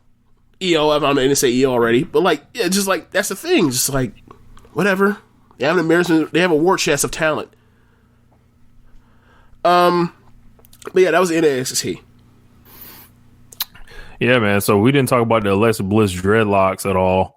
But yeah, Alexa Bliss got these dreadlock extensions, and I saw a photo of those, and I was just thought it was hilarious. She's using the Sister Abigail move. Yeah, she is. They going all in on this one, huh? I don't know what they're doing. I really don't care. So I will be doing a guest appearance on 8-Bit Suplex this week. So I'm going to be watching Impact this week and taking some notes. And I believe we're going to be talking about Fire Pro Wrestling and like the history of that game and how fun it is to play and stuff like that. So don't miss my guest appearance on there. I don't think I've done any other. Also, Keepin It Strong Style just opened up their G1 Pick'em tournament. They'll have more information on their show about apparently a contest that I'm banned from winning, apparently. So Dark Forces have colluded to keep me from, winning such prize. Why are you banned from winning? Apparently, I've been banned by William from winning. So I don't know why, but yeah, apparently I've been banned. So all right, yeah. So check out the Pick'em tournament, and like I believe there's a Google Doc that is out now. Jeremy may have tweeted it out already by the time you guys hear this. Of course, check it out. It's I believe the prize is like a G-Shock watch, if I'm not mistaken. So make sure you guys enter that. I won't be. So keep that stress out of my life for having my G1 bracket go up in smoke. All right. So I am actually the winner, William. Oh, wow. Yeah. So since you mentioned guest spots, I will be on Imp Show on Thursday to review this week's NXT. Next week's show has EO versus Shotzi. It has the tag team title rematch from the last title change between Breezango and Imperium. And we have Thatcher versus Damian Priest for the North American title. So, should be a good show. Yep, and I like I said earlier, I released a music video, song Imagine. Make sure y'all check that out. I actually did a feature for Swerve's and Teasy's album on a song called Haters, and the song I produced as well. Y'all won't want to miss that one. I absolutely smoked that verse, and there's going to be a behind the scenes video I'm putting together of like a vlog for in the studio that day. So you'll get some footage, but you won't hear the song until the album comes out. So okay. Anything else? So 8 years of doing One Nation Radio, James. Any thoughts? Any sentimental feelings? Anything happy you want to say about doing the show? We've been doing this shit for a long time. As far as that, I mean, mostly this show, people talk about, things feeling like work or projects feeling like work. Like, this show's relatively easy. Like, the hardest thing is really editing and uploading it. Because these are conversations that me and you will be having, even without a podcast. Most of our conversations sound like podcasts anyway when we go from topic to topic to topic, whether it's the NBA or real life shit or whatever else, or just fake fighting. So I feel like that's the strength of the show, is our chemistry, is because this might be, I don't even know what number this podcast would be, but like we've had like multiple times these versions of shows on phone calls or whatever else over the years, so that we've known each other. So it's kind of when you say 8 years, I'm kind of like, wow, we've been doing this for 8 years. But it's like, well, we have been doing this for 8 years, but it's like, honestly, we've kind of been doing it even longer. We've been doing this shit really since like 2006. Yeah, or 2007 true. or whatever. So it's like, yeah, like I don't really think about it in those terms, but except for every year when you bring it up, and I'm like, and I always forget it. I'm like, oh yeah, wow. Like, wow, we are like, we're getting close to a decade together doing this thing. Yep, amazing. So I'll be getting married in under a month. So I don't know how much that's going to change the show. It could change the show, but thank you guys for listening to us like as much as you have, and the constant support and all the feedback and everything. So this isn't I'm going away or anything, but just let you guys know I'm making something in my life is dramatically changing. So and I'll always want to do One Nation Radio. So anyway, I guess we can wrap it up. Yeah, that's the end of the show. Be sure to rate us on whatever app you're using to listen to this with. Tell the folks about the Social Suplex Podcast Network. Be sure to visit ProWrestlingTees.com/Social Suplex and pick up some official Social Suplex Podcast Network merchandise. Be sure to check out the other shows on the network. On Sundays, we normally have this show, One Nation Radio. On Tuesdays, we have Keepin It Strong Style. On Wednesdays, we have the Ricky and Clive Wrestling Podcast. On every other Wednesday, we have Grown Men Watch This Shit. On Thursdays, we have the Grave Consequences Podcast. On Fridays, we have 8-Bit Suplex. And on Saturdays, we have All Things Elite. Thanks for listening. Peace. Later.